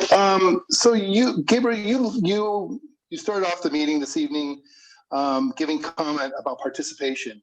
Correct. And and one of the things that I've been huge about is participation, and that's outreach. So far since this board has been together, we've had two major outreach. One with the youth council that we cleaned up the canyon, and then again we had about a month later we had John Lee's event, and nobody showed up. So to the board members that are going to be voted against, tell me, what would be your commitment to this board, and how many events do you plan on attending throughout the year? So far, we have 0 attendance, besides myself and Jason Hector. Thank you. Thank you, David. Great question. Brandy, take this one first if you want. I was gonna let Ed go first, but that's fine. Yeah, as I'm sure many of you know, when pre-pandemic, I was everywhere at every event that I could possibly get to. And I intend to return to that once my child is eligible to be vaccinated. He's 6. So we are hopeful for a fully vaccinated Christmas, at which point I'm gonna be gung-ho. You're gonna be so sick of seeing me. I'm gonna be everywhere. No matter what. So yeah, I mean, events are a thing that I appreciate and enjoy and really miss doing. But for right now, with immunocompromised family members and an unvaccinated child, I'm all virtual all the time. So my event attendance has been restricted to online town halls and virtual attendance, but I've continued to be at all the PRNC meetings. I've continued to, well, except for the one I was family emergency, but I've continued to have my involvement as much as possible virtually. And yeah, I'm gonna be everywhere once he's vaccinated. We're looking forward to it. Thank you, Brandy. Ed? Yeah, apathy, that is certainly something that we are familiar with, not only at the Porter Ranch Neighborhood Council level, but at the board level in my community. I have to reiterate what was stated in the candidate statement. I have attended every board meeting in the last 18 years except for one. Also, I have attended and chaired more committees in the community than any individual in the community. So I think that's representative of my availability and my interest in serving the greater good of my community. And of course, that translates into the Porter Ranch Neighborhood Council as well. Thank you. Assad? Yeah, thank you, Gabriel. Actually, Ed, I think I take the lead on serving not only Porter Ranch, not only CD12, but the whole city of LA through the 32 years between my volunteer work and my regular city work. Even though I didn't make it to this board in July, but I still continued to be attending all the VANC, the LANC, and all that meeting alongside with Vas and Becky and Gabriel and David Balin. I continue to serve on average minimum 30 hours. Some weeks I've continued almost 50 hours. I'm involved in every single committee that you can think of. And unfortunately, I missed the cleanup because last minute when David came to pick me up, I had developed my ulcer. And last minute, I couldn't continue with him. I just recovered by like yesterday. I've been sick with my ulcer for the past 10 days. So I couldn't do much outside so we're fortunate to have the virtual meeting. But I will continue my commitment in all the areas, being the bylaws, being the sustainability, which is my cup of tea, where I installed all these solar panels you see along Porter Ranch Drive, through the wire theft, through the increased work with the LAPD Devonshire to get our safety going on, through the chasing the racing people. Yes, maybe I'm not on the board, but I'm still very, very active within all the committees that I was involved with before that. I think now I'm averaging 34 hours a week from July up to now. Thank you. Thank you, Assad. We have a question from Mike Benedito. Floor is yours. Thank you. Not so much a question, but a statement. As a president of an NC, I want to remind everybody that when we took our oath of office, we declared that we would support other people's positions, even when they're not the same as our own. And one of our biggest problems in the past, just a little bit here in the future, ongoing future, is cliques. The Avery Council needs to stand by itself, and every individual needs to stand on their own opinion and not do what their friend is doing next to them. That's all I had to say. Thank you, Mike. Any other comments, questions for the candidates? Going once, twice. Do the candidates have any questions?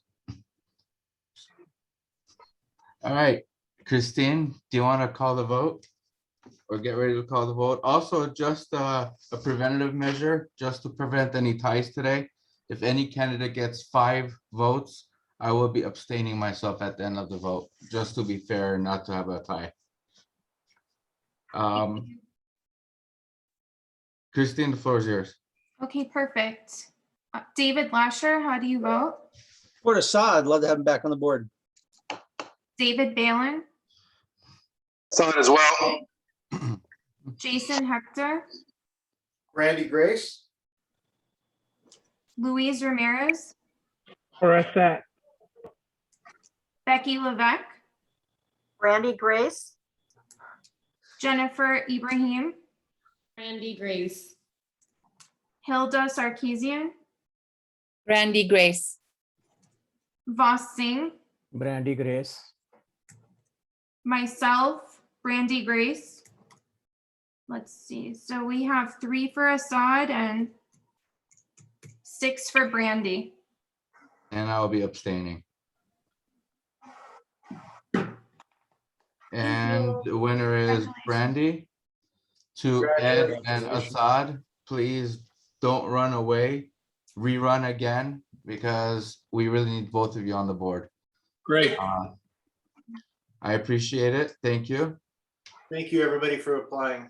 Thank you. Mr. Gibson? Are you here? Yes, I am. Thank you. You want to do a swearing in? Never council swear. Congratulations, congratulations. Glad to have you on board.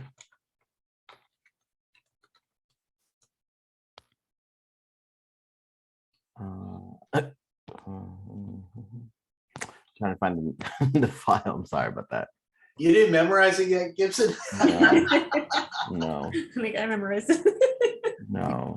I'm trying to remember what I called it under the specific file. Ed, don't raise my rent over this. I apologize. I can't find it right now. I do say. That's okay. I affirm everything that's in the oath because I've taken it 4 or 5 times, I think. I'm going to do the Treasury Report, Gabriel, and we'll come back to swearing in. We could do that. Go Okay. for it. I'm ready to do the treasury report, and let me see. Hold on 1 second. I found it even before we go further. There we Oh, go ahead, go ahead. Okay, I'm going to put it in front of the screen, so just bear with me. Let me go to. Go. Mr. President, would you let me just put it in front of the screen real quick? Of course. Do I have to give you permission to do that? Yes, please. Make you co-host probably, right? Yeah, co-host would work. There you go. Thank you. Can you see my screen? Yes, we do. Fantastic. Repeat after me. I pledge to represent my neighborhood with dignity, integrity, and pride. I pledge to represent my neighborhood with dignity, integrity, and pride. I will encourage other points of view even when they differ from my own. I will encourage other points of view even when they differ from my own. I will respect, value, and consider everyone's opinion. I will respect, value, and consider everyone's opinion. I will find the good in my neighborhood, praise it, and promote it. I will find the good in my neighborhood, praise it, and promote it. To my neighbors and to neighborhoods throughout the city of Los Angeles. To my neighbors and to neighborhoods throughout the city of Los Angeles. I pledge to do this to the best of my ability. I pledge to do this to the best of my ability. Congratulations. Welcome to the sport again. Again. Hey. Thank you. Happy to be back. Thank you, everyone. Let's clear up this board real quick.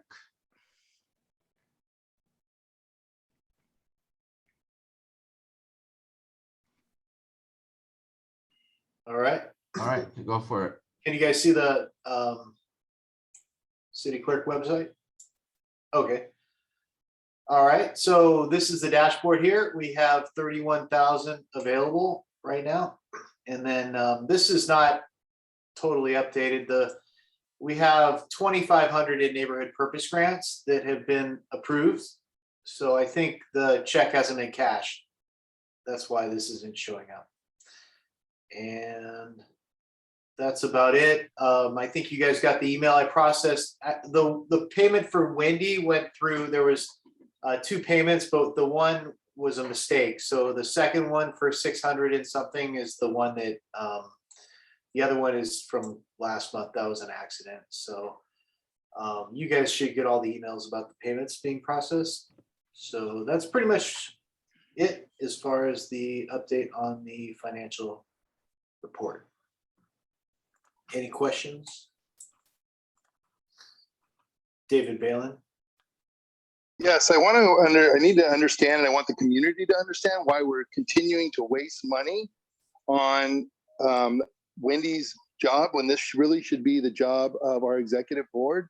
We're spending more money in the last 3 months than we have in 3 years. Can you explain that to me? Thank you. Let's see. So this is can you guys see the invoice from Wendy? David? Yes, we can see it. Okay. So this is what it was for. Let's see. Open seat advertising on Nextdoor. I know on the bottom, she worked with me on an article on the bottom, that stump slideshow, the 1 hour 17. Let's see. So eBlast. So it'll all be in the MER, but essentially this is what the bill is for, basically. I don't know if that probably doesn't answer your question, but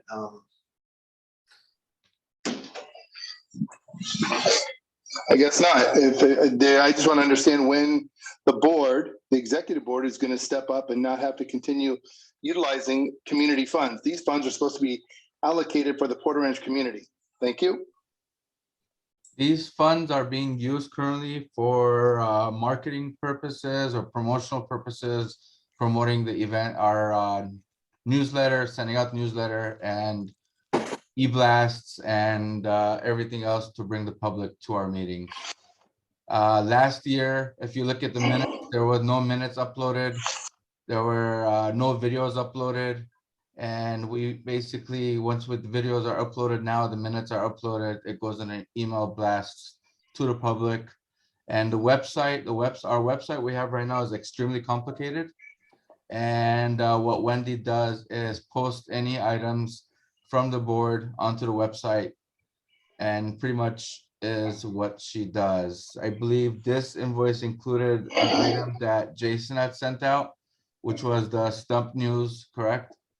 Yes. Stump images and etc. That's the only item that's different from the previous invoice. Well, I hate to reiterate and be a broken record, but it's not brain surgery, and I'd be more than happy if you need me to show you how to upload things and do the newsletters and do the any of the reports, anything you need to know. I'd be more than happy to show you how to do it. I just think that we're continuing to waste oodles of money that should be going to Castle Bay or Port Ranch community or to the senior living or to the homeless. I mean, these are funds that are being used. But I guess, if it continues, then the community will see the money just being wasted. Just a point. Thank you. Thank you, David. Brandy? To David's point, I think what really needs to happen is that the neighborhood councils need to stop having to deal with their own individual websites.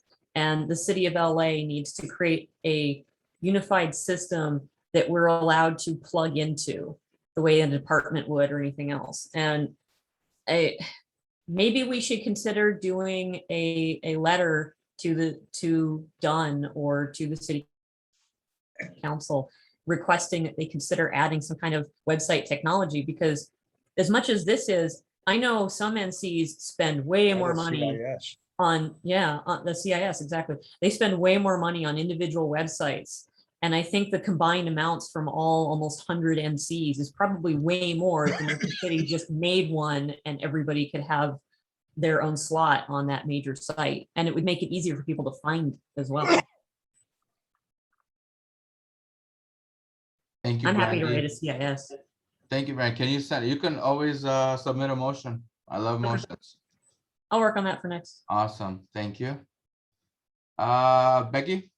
I'd just like to say, I think Wendy does a great job. I think that our outreach efforts using her reach a lot of people and very efficiently.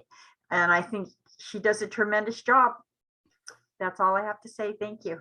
Thank you, Becky. David Lasher?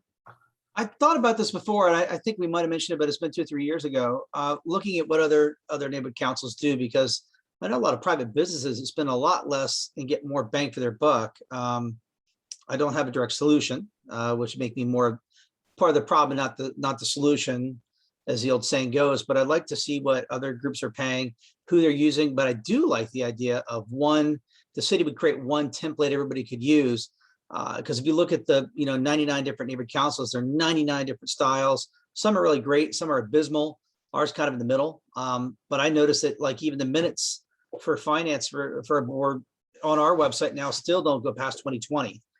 So at some point might want to look at what everybody else is paying, because I don't necessarily think we are getting the best bang for our buck, but it's something we need to look at. Thank you, David. If you have any ideas though, bring it to the retreat coming up. We're going to vote on the date later on today. I was going to say same thing. Thanks.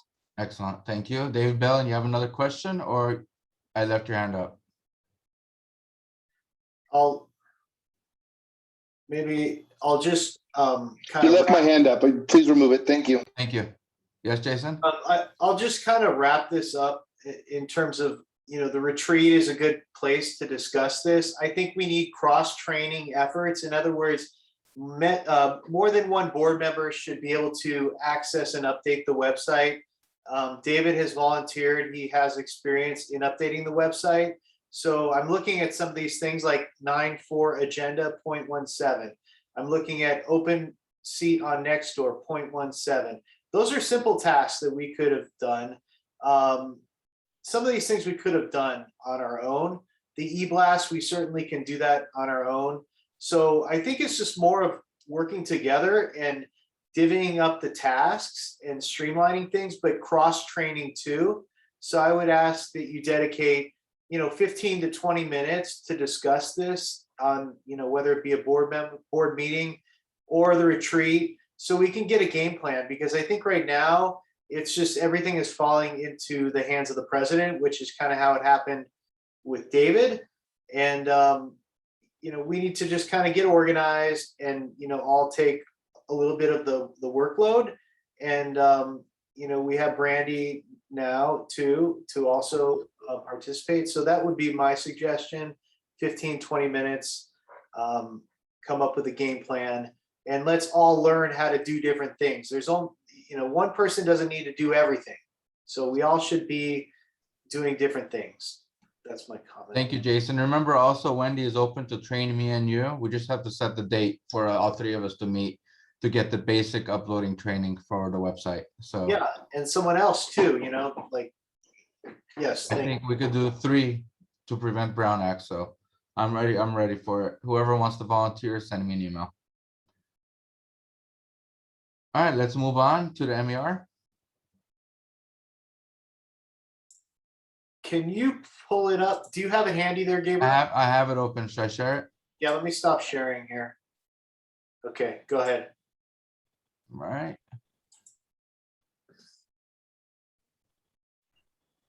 Can you see it? Yeah. Awesome.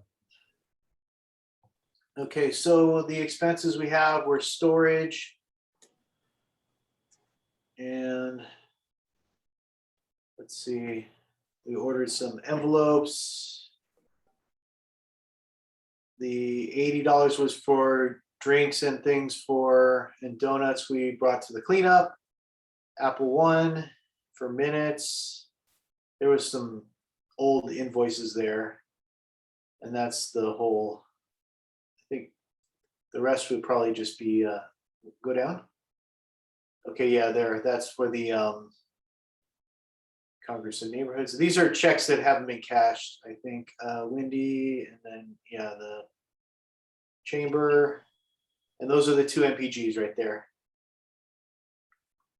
And the rest should be just invoices. Any questions on the MPG? Nope, not here. Is anybody else? Any questions from the public? We have a question from Assad. Go ahead, Assad. Yes, thanks, Gabriel. Actually, I had my hand from the previous one. Yeah, I saw that. Yeah, so what it is in the previous one, when I was the vice president alongside David, we did all those items. I think the only item that should have been, by Wendy is the item regarding the email suspension. The rest were very basic, and I don't even think it needed Wendy.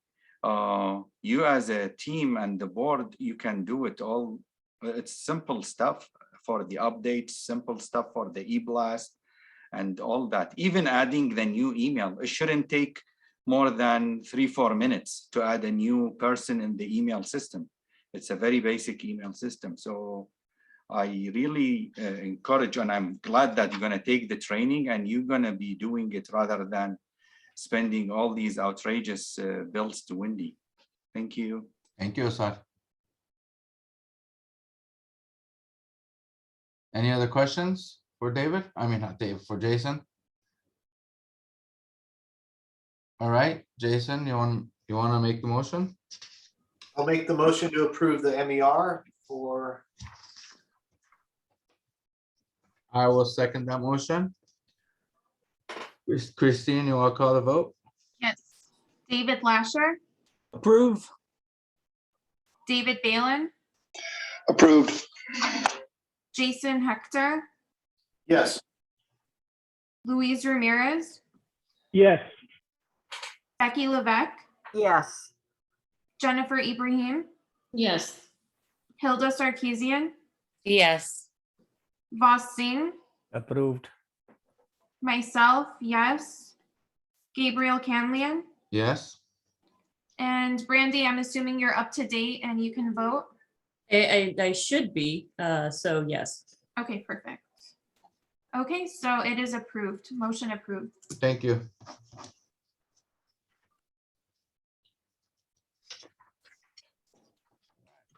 Move on to the next item. Next item is updates by budget advocates. Let me stop screen sharing.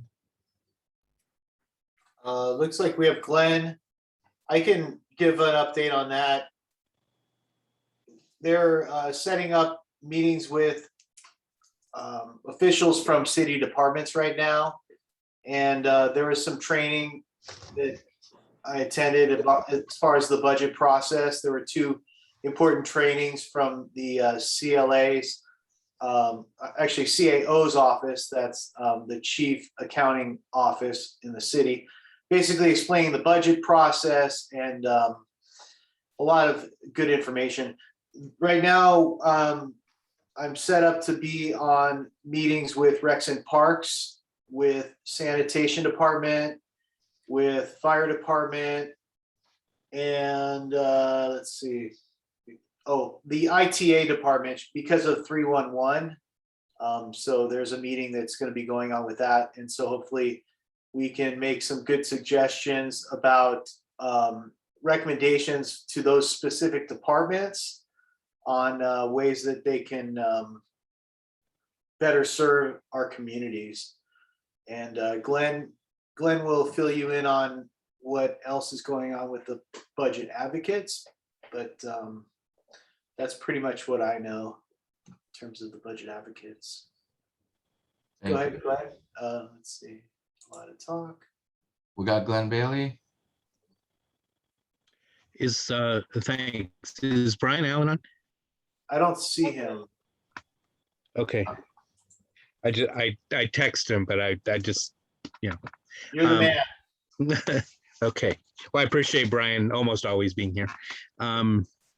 And if he can't be, he lets me know if I can cover. So, Jason, thanks so much for getting that started. Yeah, the trainings were excellent, and we have created a new tab, the budget training. So we have created a new tab on the Budget Advocates website devoted to trainings, and we put the last couple of trainings, and they were led by the CAO's office, who, you know, they are the ones who oversee the budget. So the link for those trainings are there, plus the original overview of, you know, how we're going to proceed. So all three of those are there for this year, and then we have actually pulled over the ones from last year, and we actually have some others that we're going to move over as well. So a whole new tab, and really that'll give you an opportunity to, at your own leisure, you know, get really from the people who do it for a living, honestly. So it's like they're about 2 hours and I think it's like 2 hours and 15 minutes, something like that for each session. So just kind of, and obviously it's recorded so you can break it up. Let's see. Yeah, so some of the departments will get done sooner than others, and if they're done soon enough, we will. The goal is to get them to them before they submit their budget request to the mayor. So that's kind of the rush that the initial rush that Jason was talking about. And we're going to be considering a prioritization of certain departments at our meeting on Saturday.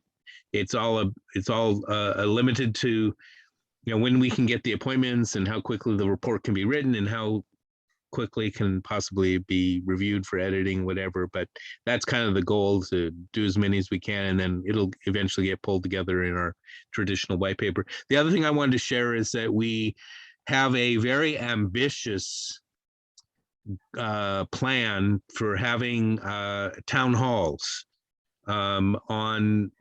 with certain folks who have topics of interest that are related to the budget. And so we've developed a list of nominations of probably about a dozen folks. We're not going to have a dozen town halls, but during the upcoming number of months, that is the plan, just depending on their availability, pulling together. There'd be like 1 hour lengths, and try to schedule them so it didn't conflict with, you know, neighborhood council meetings. So maybe they might be a Saturday afternoon or something. We did one then, or maybe an early, like a 5:30 to 6:30, something, I don't know. We haven't gotten that far. So the list of folks includes some elected officials, and includes department heads. So stay tuned on that. We'll definitely let you know just as soon as we get those arranged. And that would all be leading up to the annual budget day, which has been scheduled for the third Saturday in June 18th. So we are going to be going back to the June schedule. We deferred because of the neighborhood council elections this time, and that sort of put us behind schedule in our other work. So please, if you'll put the June 18th date in your calendar, just, typically is in the morning. Obviously it's too soon to know if we'll be allowed to do it in person or if we'll do virtual again. So stay tuned on that. And then lastly, regions 1 and 2. So that's the North Valley. Region 2 is Northwest Valley. Region 1 is Northeast Valley. And when we had the breakout session after budget day, folks said, let's keep in touch. Let's convene the group again quarterly. So we plan to do that for November. No date has been set yet, but I'd like to coordinate, obviously, with their 17 neighborhood councils. Hopefully we can choose a time window between the holidays and between, what your neighborhood council activities. We definitely would want to avoid any times when it conflicts with things that you've got scheduled. So, and those will be open to everyone, but especially we would want to have the budget reps from each council there as well. So I think that's it. Thank you. Yeah, I got one more thing too. As you recall, Glenn, when we had that meeting, the sidewalk repair issue came up. It was a really, people really wanted to talk a lot about sidewalks. And so as far as your topic, that would be the suggestion, is to discuss sidewalk repair. Because you remember when the CAO came in, all the discussion that we had about sidewalks and a budget discussion. So just wanted to throw that in there. I appreciate the reminder. I will contact the person who's doing the list and see if we can put that on. I mean, I know we can put it on the list, just a question of, yeah, thank you. Thank you, Glenn and Jason. Voss, you have a question? Yeah, I want to give some numbers on the Congress. As per the Congress Planning Committee, 620 people had registered for the Congress, and 316 had attended. At the opening ceremony, there were 230. At the closing, there were 112. And in the bylaws workshop, there were 53. And in the networking lounge, there were 230 people. And this next Congress is going to be held on Saturday, September 24, 2022. Thank you so much. Thank you. Well, and with no further questions, thank you, Glenn. Thank you, Jason. And we can move forward. Anything else to add, Glenn, or that's it? Oh, thanks for listening. Thank you. We'll keep you posted. Thank you very much. And item number 14, updates from CAG. Is Craig here? I see. There you are. Is there? Hi, Yeah. everyone.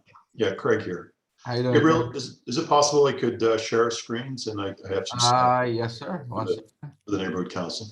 Thank you, everyone. While we're waiting for that, thank you, everyone, for allowing for an update. Brandy, congratulations on your new appointment. And I'm probably going to go mute for a moment as I become a panelist. So stand by.